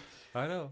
So yeah, that is maybe relevant, is I didn't, maybe, especially where I was at in my 20s or 30s, I was definitely fascinated with systems of, like, meditation and spiritual thought and teachings and all that. And yeah, maybe I just didn't work through the whole psychedelic whatever. There's no teaching presented in book 1. Book 1. Yeah. Book 1 is, in fact, the ending of book 1 is Carlos Castaneda presents his basically the thesis that he submitted for his master's or doctorate or whatever it was in anthropology. And I've never actually read all of that because it's boring as heck. Mm-hmm. You know, it's just a description of, you know, he's well, he describes the teaching, but he describes it as an outsider would describe it. In other words, he didn't get it yet. And this is what happened. It's at the end of that book is he feels like he has to go through a revelation, basically, to come back to the teaching in the second book. And that's when he realized that he had to see it in a whole new light. But he had to escape it first. And I think he came back like 2 or 3 years later after the ending of the first book was completed. It's like he had to grow and realize, okay, I get what I was in. And I definitely want to go back. So yeah, it's a strange, but that to me is what proved the authenticity of it. Also, it's like the fact that he's not just presenting this thing out of the blue. It's clear that this is what he started with, and you can identify. I could identify with that. You know, I was like, you know, I was not at all aware of. So I could identify with his growth. Yeah. And that, I mean, maybe that's also relevant too, because by the time that I had read that or started to read that first book, I was already well into meditating and kind of this spiritual revolution in my own life, and maybe that just wasn't, and had kind of not had the experience of psychedelics before that either. So maybe I just kind of, it just didn't quite resonate, like the psychedelic gateway to, or the shakeup that was describing just wasn't the particular path that I was on. And so it didn't quite, I didn't recognize that there was this other system of teachings and stuff that was relevant to me. And that makes sense. And also, I mean, it could be too that, I mean, in another perspective, I think it might also be that my path has been more gradual of opening up to this, like this, you know, some of the consequences of what we're talking about too. It's like having more of a gradual transition from default fixed assemblage point reality through meditation. I'm kind of like more processing somatically my own, you know, traumatic, whatever, you know, childhood stuff. Sure. Like the stuff that you kind of have to do anyway. Like you don't just, I mean, you know, there's the very extreme going from whatever dysfunctional to having really mind-blowing psychedelic experience, and then having to do the shadow work, let's say, of dysfunctional childhood and society path is a more maybe sudden thing, and maybe I was on more of a gradual path. But anyway, who knows? Anyway, it's just that it's an interesting reflection to me of kind of having that comparative analysis of one's own path versus someone else's path. And it is curious, you know, what insight. But now I it's like I mentioned I have friends that are in esoteric work, Fourth Way, and all sorts of different metaphysical studies, and none of them have ever. I've tried to get different ones of them. You know, I mentioned to everybody I love Carlos Castaneda. I want to gauge their response, because if I ever found someone that was into Carlos Castaneda, I would have been happy. Like I'm happy now to have these conversations with you. This is I'm digging this a lot. You know. Yeah.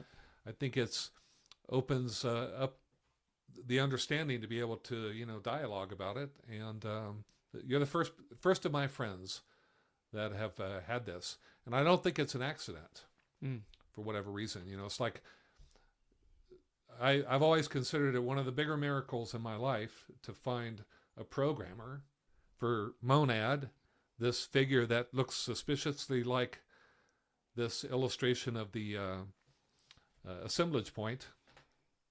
I don't know. I think there's significance there. Significance there. And then, like you pointed out, there's significance to the fact that I have this whole Baha'i, enthrallment, let's say, or fascination, interest, and that somehow there's a connection there between Monad and the Baha'i world. Yep. Yeah, as well, it's interesting that that's coming up in the context of the Toltec teachings too, that I'm finding myself as I'm reading this book, I'm kind of correlating or looking at it through the Baha'i lens, and then looking at the Baha'i through the Toltec lens, and yep. I guess in that sense, that's an example of shifting of the assemblage point. I think, to me, looking at situations from many different perspectives is, by definition, a version of maybe shifting the assemblage point. It's got to be, yeah. There's, yeah. Yep.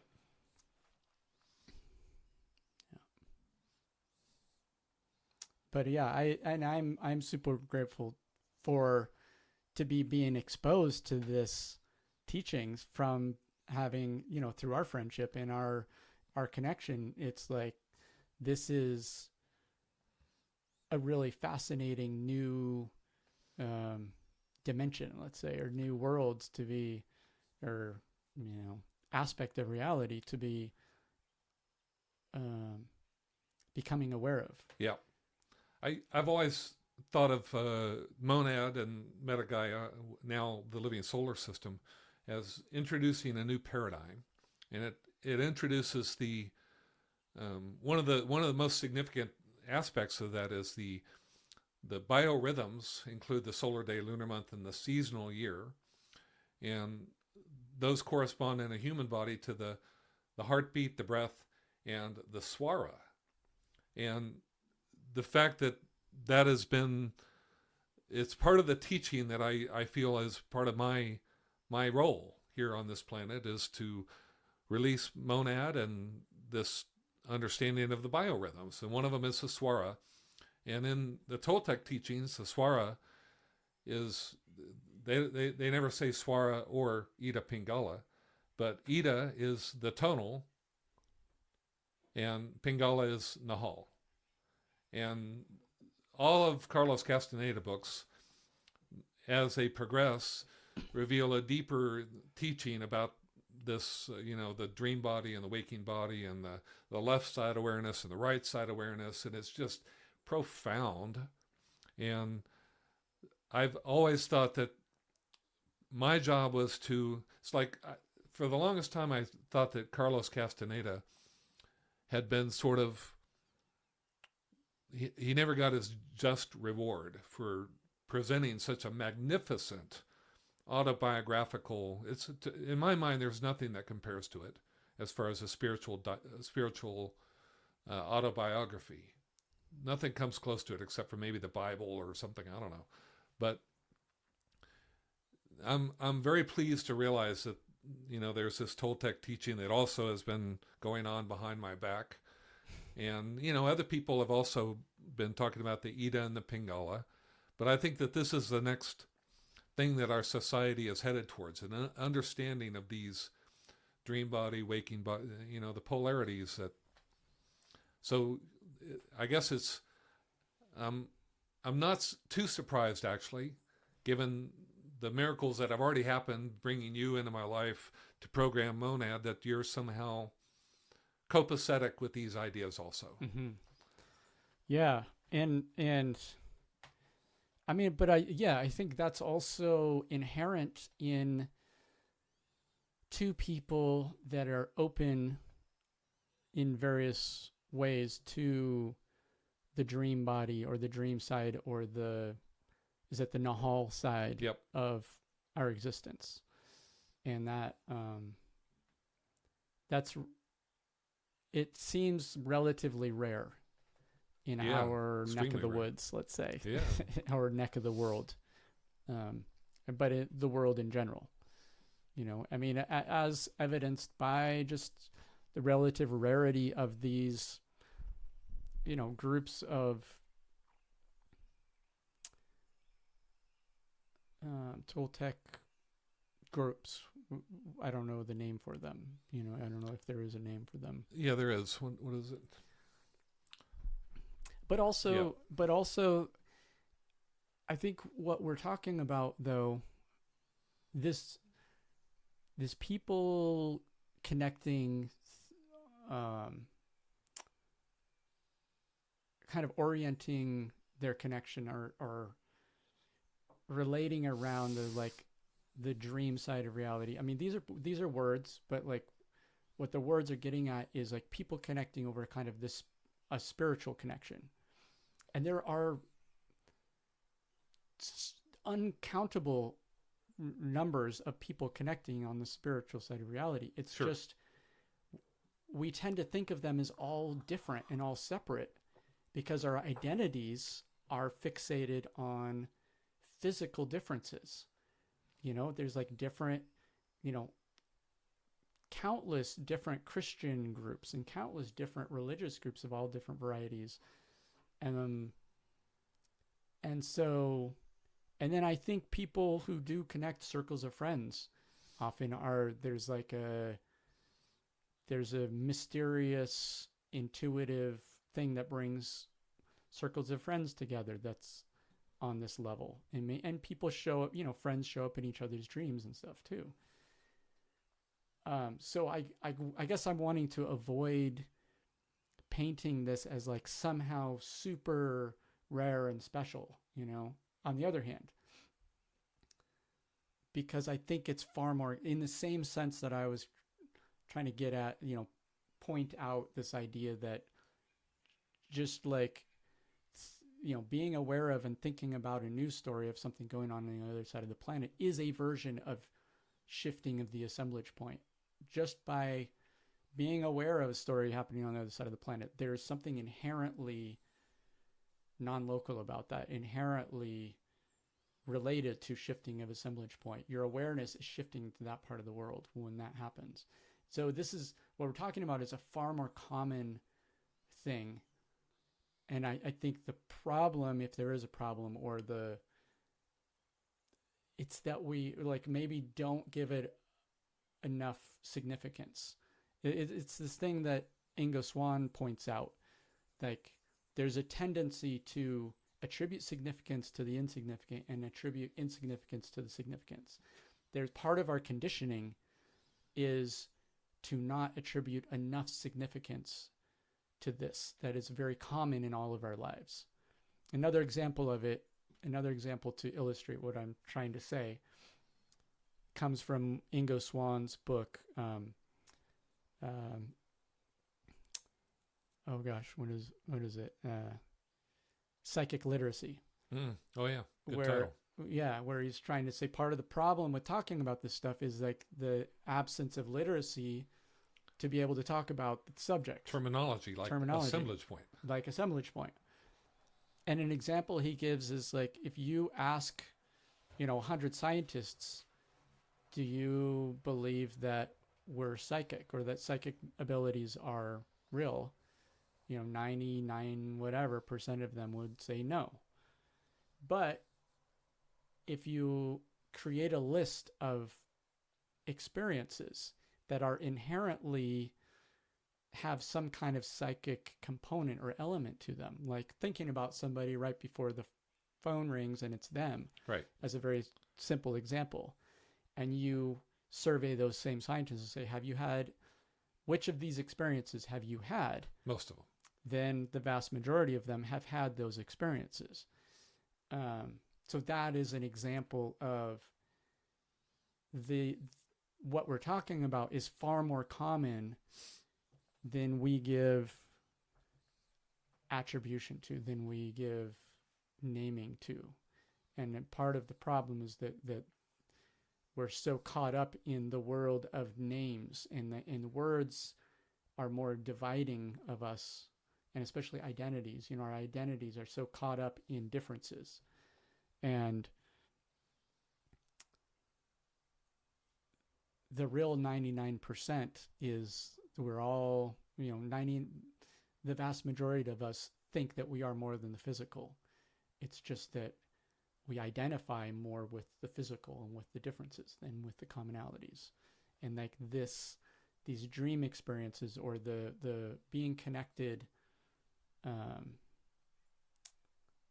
in the non-physical, is super common, but maybe it's, I don't know, I'm kind of feel like I'm getting into the weeds, getting stuck in the weeds. Yeah, I guess I would just respond that I get your point. You're trying to not make it exclusionary or whatever the word is. Or like, oh, we're part of the super elite. Yeah. Right. Yeah. No, but at the same time, relatable. I'm trying to keep it relatable. Relatable. To the average person. But I guess what I would reaffirm is that for instance, the assemblage point is not mentioned in any other esoteric teaching that I've ever read. And I've read a bunch. Buddhism, True. You name it. This is a unique understanding of the energetic body. It's true. And it's a model. And just like EPR, for instance, is a unique model that it's like if you don't have that as one of your themata that you can talk about to a physicist, it limits your conversation. Right. To not being able to talk about instantaneous, all of a sudden you're stuck with just, okay, everything is, the speed of light is the limit.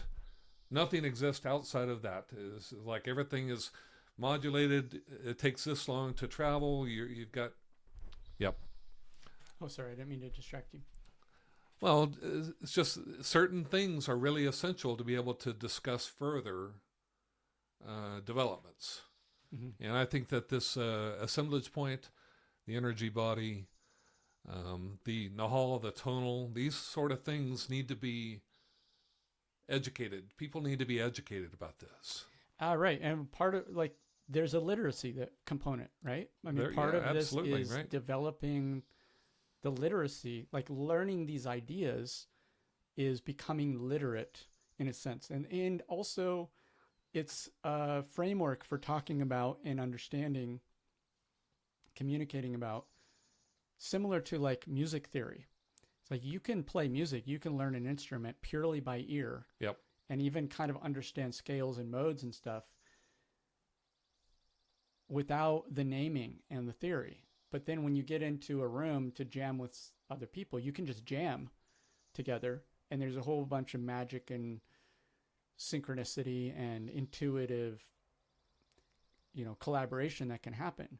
But if you're then going to use words to talk about, oh, let's do a 1-5-2 chord progression with a, this chord and that chord. If you want to displace your assemblage point together. Yeah, right. Right.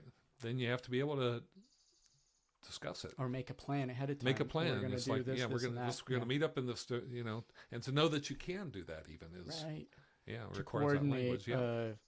A shared, thing. And that requires literacy in the terminology and language of music theory to be able to do that. And similar, I think, what I'm learning through this book and through what we've been talking about, what you've been sharing is, kind of a set of terminology, set of ideas that is relevant to talking about and also thinking about logically, in a sense, something that is very beyond a lot of the or navigating a very a profound landscape. I think a lot of the teachings, their goal is not freedom. They're not trying to have freedom to move their assemblage point, for instance, and they're not really trying to have freedom to do anything except go to a particular heaven, for instance. Not anywhere, but one place in particular where one guy is the leader, and it's another fixation of the assemblage point in a certain sense, right? Whereas this teaching is different. It really is. It's like, it's saying, we're going to teach you how to be free, how to really explore the unknown and to make that known, and to do it in a way which you can trust that you can get away with it. You can make this your life work. You can make this a path that can go forever, potentially. I mean, this is, this is a wild thing, man. Strange, it is. I don't know if elite is negative. Yeah. But this is not average in a sense. Yeah. Right. Yeah, it's not average. Which by not average, though, we're talking about, in the same sense, it's like, let's say, music theory around jazz is not average. No. But it's kind of elite also, I mean, if you can yeah. play jazz, if you can, fit in a real, John Coltrane, if you can fit in with John Coltrane, you're a pretty elite player, I would think. Right. I guess, what am I trying to get at? I guess the part of it that I'm trying to keep relatable is, it's easy to get caught up in like kind of the self-identity of like, oh, we're doing John Coltrane jazz theory. Yep. And what can be lost is the remembering, like at the basic level, we're talking about music and enjoyment and the joy of music, and that's super relatable to everyone. And one of the it's like I mentioned, a lot of things about Carlos Castaneda that he talked about is the difference between indulgence versus impeccability. And one of the other major teachings that goes on throughout the books is the idea of eliminating self-importance. Yeah. Right. It's like this idea that, okay, I'm special. I'm on this elite path. I got this, whatever. That holds you back. Right. So it's like I struggle with this all the time. Every time I get in the car, it's like anybody cuts me off. It's like, what the fuck are you cutting me off for, man? I'm building monad, It's right. like it's like, it's ridiculous. You know who I am. You obviously don't know who I am. I know, right? And for whatever reason, my mind goes there all the time. It's like, I'm always like, in the grocery store, people pissed me off. It's like I've got this self-importance that, I'm just another dude. I'm just another guy. It's like, even if I have a loose assemblage point, that doesn't mean anything really in the context of an interaction with another person. Yeah. Yeah. I think that's really well said. I think that's what I'm feeling. That's what I'm feeling called, like, is really important as we're talking about this, to like try and keep this relatable and relevant to the average person's perspective, I guess. Keep it approachable. And desirable also. It's like, you don't want to, elite is really the wrong way to go, You're not trying to distance yourself from people. Right. You're just trying to distance yourself from fixation. Yeah, and from the traps that maybe are all too common in our conditioning, Yeah, conditioning, exactly. Yeah, it's like what we're talking about is becoming free from the traps and the snares that are all too common in our Western or modern or postmodern, depending on your perspective, conditioning. I know there's this in Carlos Castaneda. This is an interesting example. One of the teachings is that you want to erase your personal history. Mm. which for Carlos Castaneda, how he described that was he basically he surrounded himself with the fog in a certain sense. It's like, yep, sorry. Was it's like by not having a past, not having any set description of himself, then that loosens your assemblage point. That's a way to go. But then Théun Morez, he simplified that to a certain extent for me anyway. When he talks about it, he says it is just a matter of you're only trying to do that for yourself, not for other people. It's like you're trying to eliminate your own thinking about something. It's like eliminating personal history means that you're not attached to your own beliefs about who you are. You don't worry about trying to erase personal history with the way other people look at you, in other words. You're not doing it for them. You're only worried about what's holding me back. Right. Because there can potentially be one of the traps is almost like the box, your own reality box about yourself, your own self-identity, or your own ego is another term. And so that can be constraining and prevent one from exploring certain ideas. That's just not something I do. I'm a whatever person. Right. Yep. Yeah. So that's an important thing. And then also, I think avoiding, like, if you do have a new experience, and let's say, oh, I didn't enjoy that very much. Oh, I'm not a whatever person. Yeah. That's maybe jumping to conclusions. Right. Yeah. And which is also maybe just avoiding having this need to define oneself as a whatever person, having like that set of, that's your personal history is like this. I'm this. The ID card, the metaphorical ID card, which is all of the bullet points. I'm a this. I'm a this. I'm a this. I had this experience. I had this experience. I had this experience. Yeah. Each one of those is a fixation in a certain sense, and you want to eliminate all those fixations. And really, like the not doing that for someone else. It's like if you were to try to do that, you would be getting into the very, the very sticky and trap or marsh of trying to somehow influence how other people think about the world. Like if someone has a label of you, like good luck trying to change that anyway, Well, yeah. Because like that's their problem. Definitely right. Because also, I mean, that also, though, is relevant in the sense of often when we have a very strong set of, ideas about our own identity or our personal history, we also have that way of thinking about others, too. It's like, I'm a this, I'm a this, I'm a this. Oh, they're a this, they're a this, they're a this. And the less you do that about yourself, the less naturally you do that about others, too. Because like you recognize, oh, we're all flexible. We're all navigating this, the world, to quote the Buddha, the world is in a constant state of flux.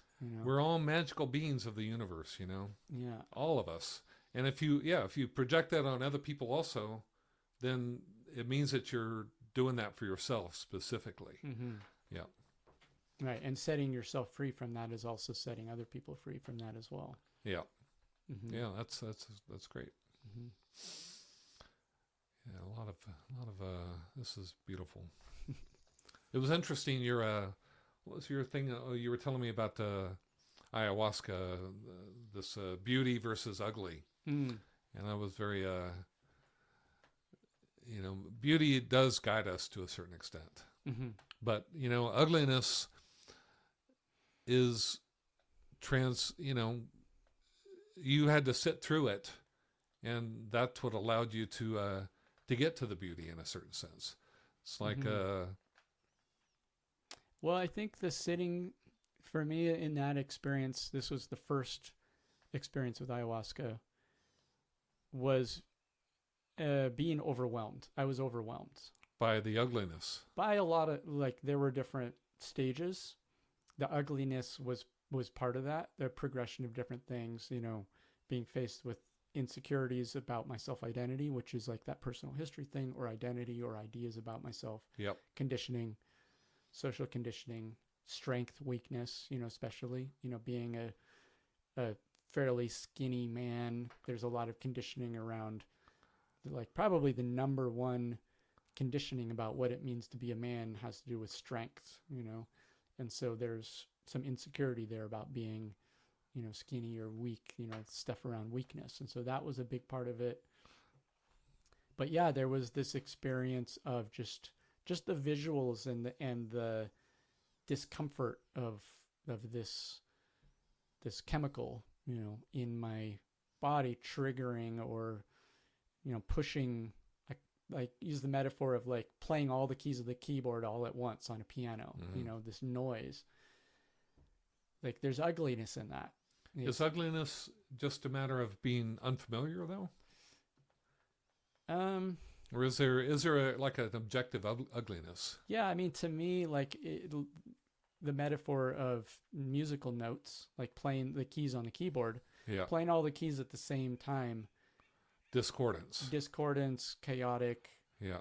They're like, that fits on the spectrum between ugly and beautiful. Like, yeah. beauty, Yeah, I guess it does.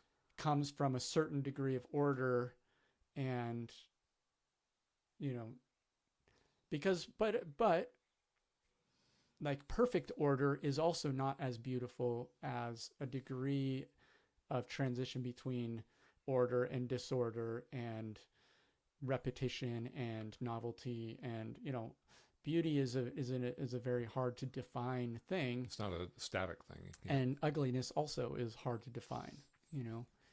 But in my memory of that experience, it's like, the certain visuals and colors, and like the extremes of, and just having a visceral experience of ugliness. But it persisted over time. And I think the thing that happened, the importance of that experience is it happened for long enough that I kind of had the opportunity to experiment with asserting will, or asserting control or influence, of like decision, like choice. Like, oh, what if I exert, you know, desire or choice in this? What can I focus more on, this color or that color or this pattern, or can I exerting influence somehow, and finding that, and transitioning out of being overwhelmed and having this unpleasant experience where I was the victim, or the, you know, having to endure this chemical flooding my body, and that the experience was responsive to application of will and influence. Yeah. It's like you woke up in the dream and realized, I can change this dream. Right. It's very strong correlation with lucid dreaming. Yep. Becoming aware of the fact that I'm dreaming, and then now what? Now what can I do? Yeah. And so much so that the second half of the experience was very beautiful, and a lot of experience of love, and very strong feelings of love and happiness and bliss and ecstasy. But in the second ayahuasca trip, I went into that experience with the intention of witnessing beauty. And that experience was transcendent beyond words. Like, I had countless moments of beauty beyond my ability to put into words. And so, like, beauty beyond any experience of beauty that I had ever had, or had ever conceived of even being possible to have experienced. Wow. Like, orders of magnitude beyond. Like, the phrase orders of magnitude doesn't even do it justice. Just like mind-blowing beauty in an instantaneous moment, unfolding continuously for hours. Do you Right. think that was, how would you integrate the concept that you went into this with intent, Mm-hmm. which is what sort of, how did that factor into reaching that place of beauty? Oh, I would assume that has a significant. I know the Carlos Castaneda and the Toltec stuff, they both talk about intent as like, Yeah. it's at the heart of everything. The key to Yeah. their whole teaching is in that word intent and being able to exercise intent. Yeah, and I think going into it in the context of in that, like the intention I brought into that specific ceremony, but also that experience came after a long period of time of actually having this intention in my day-to-day life and actually in my dream life. And what was your intent again? To witness beauty. Because like I had for a long time before that been like, you know, I had guests staying with me for years through like COVID and stuff. Yeah. And I was doing this thing of like at night I would say, may your dreams be full of beauty. To yourself? To others. Yeah. And to myself. Yep. But just like looking back, like this was actually an intention that I had been developing or cultivating for a long period of time. So going into that ayahuasca ceremony, I was bringing not just the intention in that one ceremony, but like a long cultivation of that in waking and dreaming. Right. Realizing the significance and the requirement of yeah. And I think that particular idea came from something that Zach Bush shared, a story that Zach Bush shared. Zach Bush. In a conversation that I watched during COVID. I was watching a lot of different conversations with Zach Bush, and he said that a friend of his had a really transcendent experience during, I think, a plant medicine journey. I don't know what kind of plant medicine journey, of some higher intelligence talking to him and telling him like, hey, you humans are kind of confused about love. You think that love is like the most important thing or is like the fabric of reality or something to that effect. And that it's actually beauty. Beauty is actually the fabric of reality. And love is the experience of witnessing beauty. Oh, yeah, nice. Right? And that little concept, that little thing. Beauty is the fabric of reality? Beauty is more fundamental. Wow. Or consciousness. You could think of it more as consciousness. Because like in your model, there's like intent. Like, and also in here, there's like intent is more like the fabric of reality in a sense. Like there's like intention is there before anything, almost before anything. There's like this pressure of intent. Yeah. That fills the void, and yeah, and the original intent. One more thing, the original intent is to make the unknown known. Mm. And that's, I think that there's beauty in that act of making the unknown known. And observing the unknown. Yeah. Is like maybe seeing something as beautiful. There's an element of witnessing the unknown is what makes it beautiful. Because like, if something's beautiful, I think usually there's an element of mystery or awe. Absolutely. Or wonder right? there. Yeah, they go right? together. If something is completely known, it's completely not new. You've seen it a million times. You don't even see it, much less judge it as beautiful. Right. Yeah. So that's interesting. And some people also think that awareness... That is very interesting, actually. Yeah. Awareness is the fundamental, thing. Awareness, consciousness. But awareness is like this more like fundamental layer of existence, is just pure awareness. And if that's true, looking at it through that respect, beauty is an experience that awareness has of like awareness doesn't exist without something to be aware of. Yep. And what is awareness primarily aware of? It's the other. I mean, the other. Which is unknown. It's like you're aware that there's this thing. It's unknown, and you want to make it known.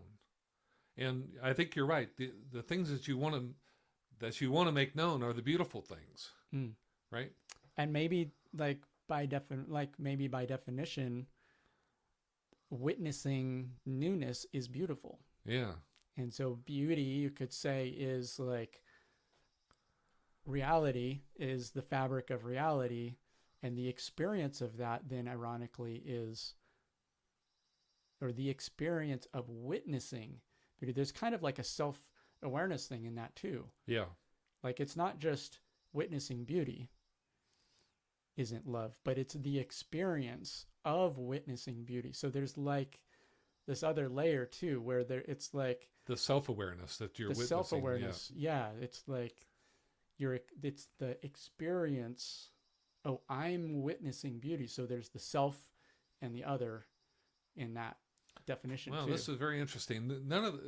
I don't think he talks about beauty in any of the Toltec books that I remember, not specifically. So this is interesting that you're bringing this out here. Well, and I mean, and it's funny because when I was paraphrasing this, in this statement of the difference between the scientist and the seer. Yeah.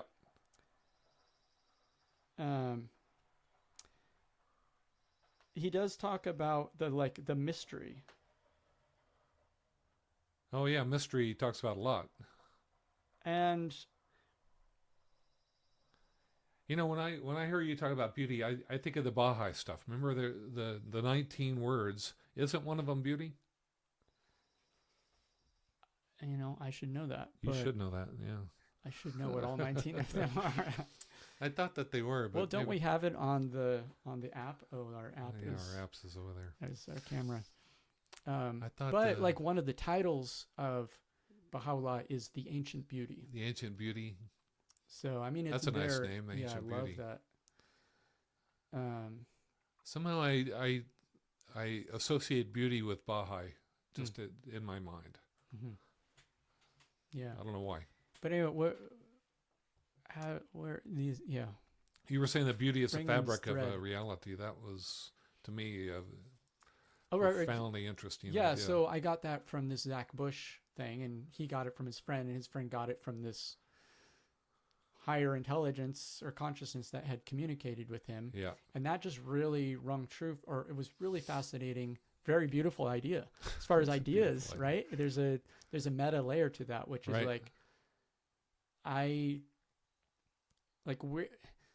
we have a fascination with ideas, right? And ideas, like Théun Marez is talking about, are like pointers to something. And that particular idea is so beautiful. Like there's a beauty in that idea that is so enthralling. And so I found myself really just reflecting on and loving the beauty of that idea, ironically. My relationship with that idea was itself a proof of the idea itself. Like the idea was love is the experience of witnessing beauty. So my experience of thinking about this idea was loving the beauty of the idea. It's a what do you call that? Like a Ouroboros. There's like a Ouroboros. Yeah. There's a proof in the experience. The idea. The experience of the idea was proof itself of the idea itself. Yeah. But the thing that struck me as the most profound of what you were saying was that it's the unknown which is beautiful. That you never find something that you know fully to be beautiful in a certain sense. Mm-hmm. It's like a painting, it's like, to me, there's paintings that are alive are the ones that you can look at over and over again, because There's always something that you haven't yet fully grasped. There's still something unknown about that painting. How did this guy decide to make that line, right? There's a beauty in it that is, it's like once you figure out how the guy made it, once you know everything about that painting, you no longer even look at it because it's known. Yep. And so it's like another way of saying it is there's an element of discovering the unknown in the experience of witnessing beauty. Exactly. That to me is what got to me when I heard what. Yeah, I like that. And another layer to that I find fascinating about that idea is that is by definition love. Love is by definition in this model the experience of witnessing beauty, or discovering, exploring mystery. What's that quote that Einstein says about mystery? Did we talk about that last time? It's like the person who can't. It's like that's his definition of love almost. It's like yeah. And as far as an experience go, I mean that then leads back into this importance that we place on love. There's so much importance placed on love. One love, all we need is love.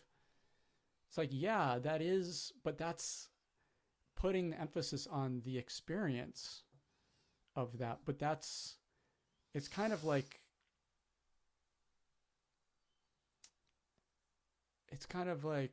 I mean, it's saying just love more is that there's not really like an actual, it's not like teaching, it's the idea of teaching someone to fish rather than just giving them fish. Like there's a hint, there's a clue in there of saying love is the experience of witnessing beauty. Because as far as the choice is concerned, it's easier to choose to look for beauty to me. And that's where I think what I found in going into that second ayahuasca experience, which was years later after the first one, was I went into it with the intention of looking for beauty. Choosing to witness beauty. It's like, to me, it's easier to choose to look for the beauty in a situation than to choose to love it. And by doing that, love is like automatic. Like it's, and that's my experience of like, it's kind of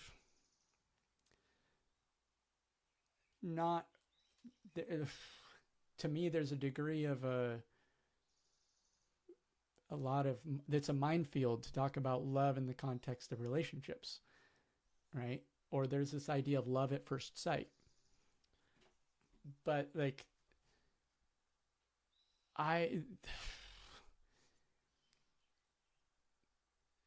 or this idea, I don't know, like I have the experience of meeting someone brand new and just having this experience that feels like loving someone I don't know at all. And there is a very strong correlation with beauty. Absolutely, yeah. There's a very strong correlation between beauty and love, or the experience of love. And I think this is to some degree kind of a minefield in our modern society, because there's kind of like this, you're supposed to love someone for who they are and for whatever, and it's kind of like this it's the ignorant man that just loves a woman just because she's beautiful, right? It's like there's a missing out on so much more, and that's true also. But I think that also is undervalues this like mystical essence, like this the mystical side of what beauty is. Can you love something that's not beautiful? I don't know. I think you can love someone who maybe isn't visually beautiful. So the beauty would be they're unknown in a way that still is beautiful. Right. You have there's something There's something about that in that relationship that is still beautiful. attracts you and It's is still beautiful. Yeah.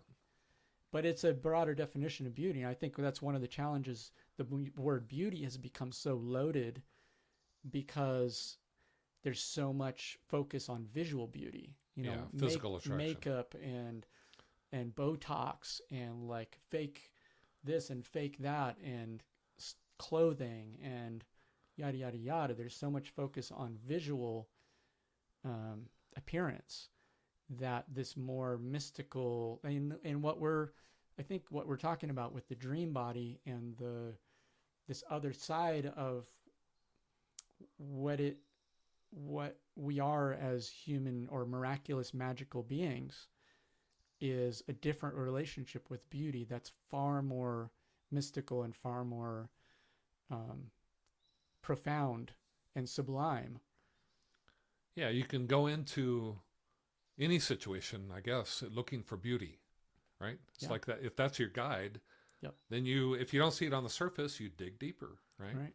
And a really good example of that is a story in the Bible where Jesus and the disciples are walking along and they see a dead dog, and the disciples are like, "Oh, gross," and he's like, "Oh, but look at how beautiful those teeth are," Really? Yeah. What Bible is this?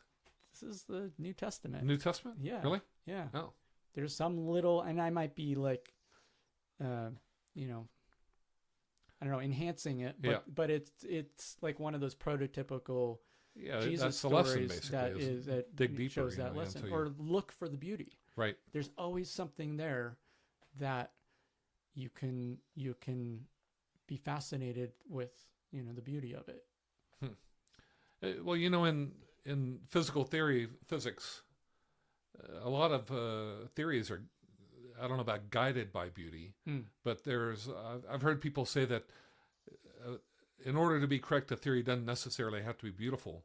But if it is beautiful, that gives it a certain weight that, speaks for itself in a certain sense. Yeah, that's true. Yeah.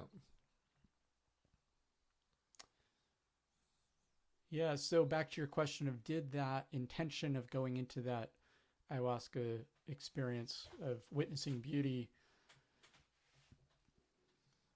contribute to having this like completely over, very transcendent experience of beauty? Definitely. And also I think all of that developing of that relationship with that choice and that intention as well. Yeah, I think there's a very deep mystery. I know there's a very deep mystery associated with intent. Just this,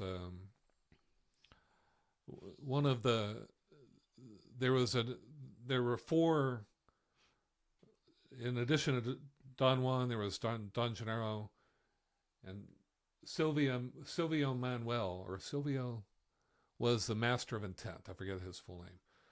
And he was the scary one. It's like Carlos Castaneda was the impeccable one. Don Gennaro, I love Don Gennaro so much. He was so hilarious, It's like he was constantly doing crazy things to wake Carlos Castaneda up, and just the most hilarious situations he would instigate.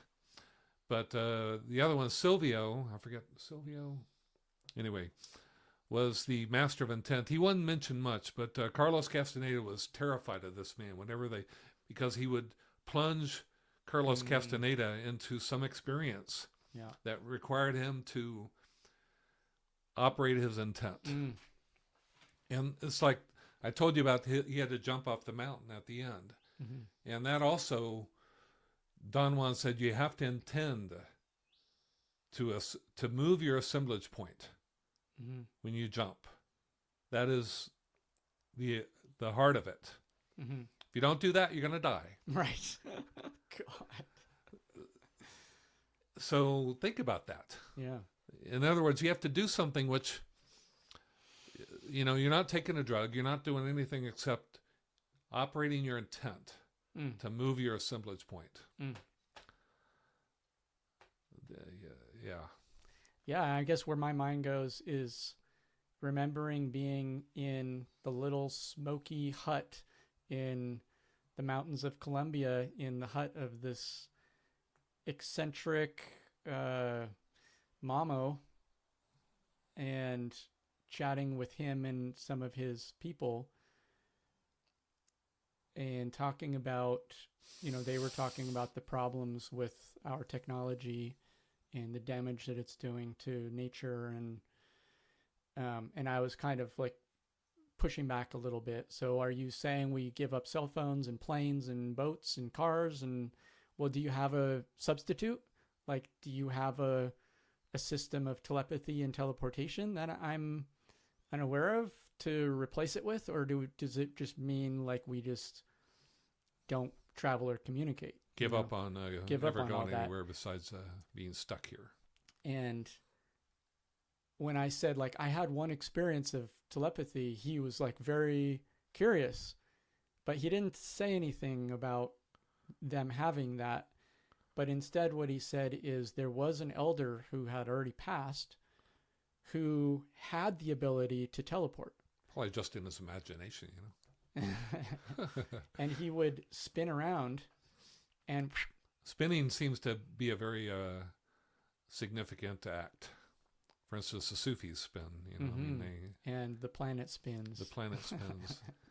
Chakras spin. I mean, that's by definition what they are, is a spinning object. Electrons spin. Electrons spin. Yeah. It seems like spin is part of but reality. Teleportation, in other words, this person had witnessed it or knew that it existed. Yeah.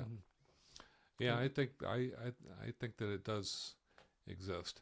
I think that our technology is in one sense kind of primitive, maybe. We're required to have all this mechanism associated with it, and without that mechanism, if we run out of batteries or the grid goes down, we're screwed. Whereas those guys, they carried that ability with them. That's kind of an improvement, I would think. I mean, is that kind of a consequence of what we're talking about? Like, if the line between dream body and waking body is actually not, there is no line, is that not then necessarily a consequence of what we're talking about, that is possible? Yeah, I think it is. Yeah, that's what's so mind-boggling about it, right? That you have to open your realm of possibilities a lot. And it's not easy to do. It's not part of our societal conditioning understanding. Yeah. And at the same time, that also reminds me of that can also be a deterrent to exploring this, because that can, like, this local teacher, Justin, has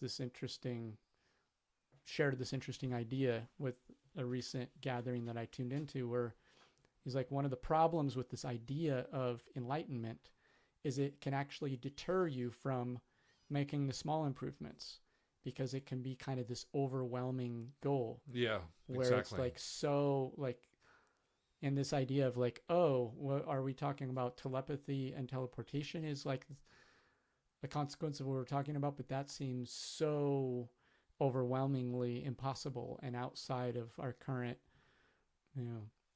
dominant perspective, that can actually interfere with just doing the little improvements. And that instead focusing on being 10% better by next year can actually be, whatever that means, 10% better. But another point that he made is it's really important to know where you're currently at, where your starting point is. And we can actually think we're way farther along in different areas than we actually are.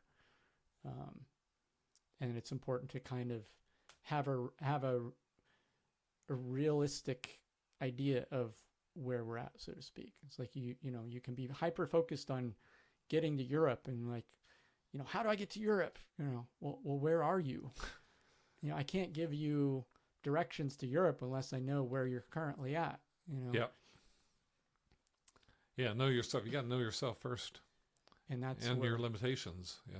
like, and if you don't know why you're acting a certain way or reacting a certain way, and you're getting triggered and all this stuff, you know, and you're acting unconsciously, or you know. See, this actually brings up the probably the most important thing which we haven't talked about in terms of the whole Toltec teaching, which is the recapitulation, the process of recapitulation, which is considered the most essential act, prolonged act, you know, practice that every apprentice to the Toltec path has to go through. And that is where you recapitulate every bit of your life. You know, it's like this morning you brought up that I had like a spontaneous recapitulation of we were talking about swimming, and you mentioned something about being thrown into instead of, you know, walking through the shallow and then learning how to swim gradually, I got tossed into the deep end at a what is it, the YMCA. It was a YMCA teaching. I can still remember it so vividly, and I couldn't remember it up until you said that for whatever reason. But that was also correlating with it was a metaphor for something. Was it psychedelic experience or something? Yeah, else? yeah. It was also to me it was like one of those really important moments of recapitulation. It's like it opened up something for me. I'm still kind of processing it, actually, thinking about it for whatever reason. But partly because it did, you know, it's like we were talking about I was saying about the idea that dreams are kind of scary. This whole process is kind of scary. And if you just you have to approach it. But then I pointed out that I then became a very good swimmer because for whatever reason, when he tossed me in there, I was able to, he was yelling at me, use your arms, you know, use your arms, kick. And I could hear him. I listened to him, and I did it, and I made it to the side, and that empowered me to a certain extent. Yeah, and that came up in the context of you talking about assemblage point and how it's fixed and you referenced your psychedelic experience as being a situation where you had a very sudden and very big shift of assemblage point. Yep. And so I made that as like a metaphor of like being thrown in the deep end of the pool, right, rather than slowly, whereas it might not be scary for someone if they slowly learned to swim by gradually going from the shallow end towards the deep end. It doesn't necessarily have to be scary. But at the same time, that's what happened to Carlos Castaneda also. True. He got thrown in the deep end. Yep. His teacher said, you know, I'm going to have to give this guy, for whatever reason, right, these hallucinogenic drugs, which are basically they're tossing you in the deep end. You know, it's like they break the assemblage point loose. But he had someone there to yell at him from the sideline, you know, use your hand. It's like to bring him back, you know, every time. Right. And you had that very severe experience. And yet you said, but now you're like, you said something to this extent of like, but I didn't let that stop me, you know. It also set me on this path that I think led me to want to understand the Toltec way, you know, and all this stuff. So yeah, all of these, it's like we were saying about personal power. You gain a little bit of personal power with a minor challenge. You gain large amounts of personal power with significant challenges. So, you know, a challenge should never be looked at as something bad. If you're on the Toltec way, a challenge is like, thank you for this challenge, you know. It's like, what, I'm going to overcome this thing now.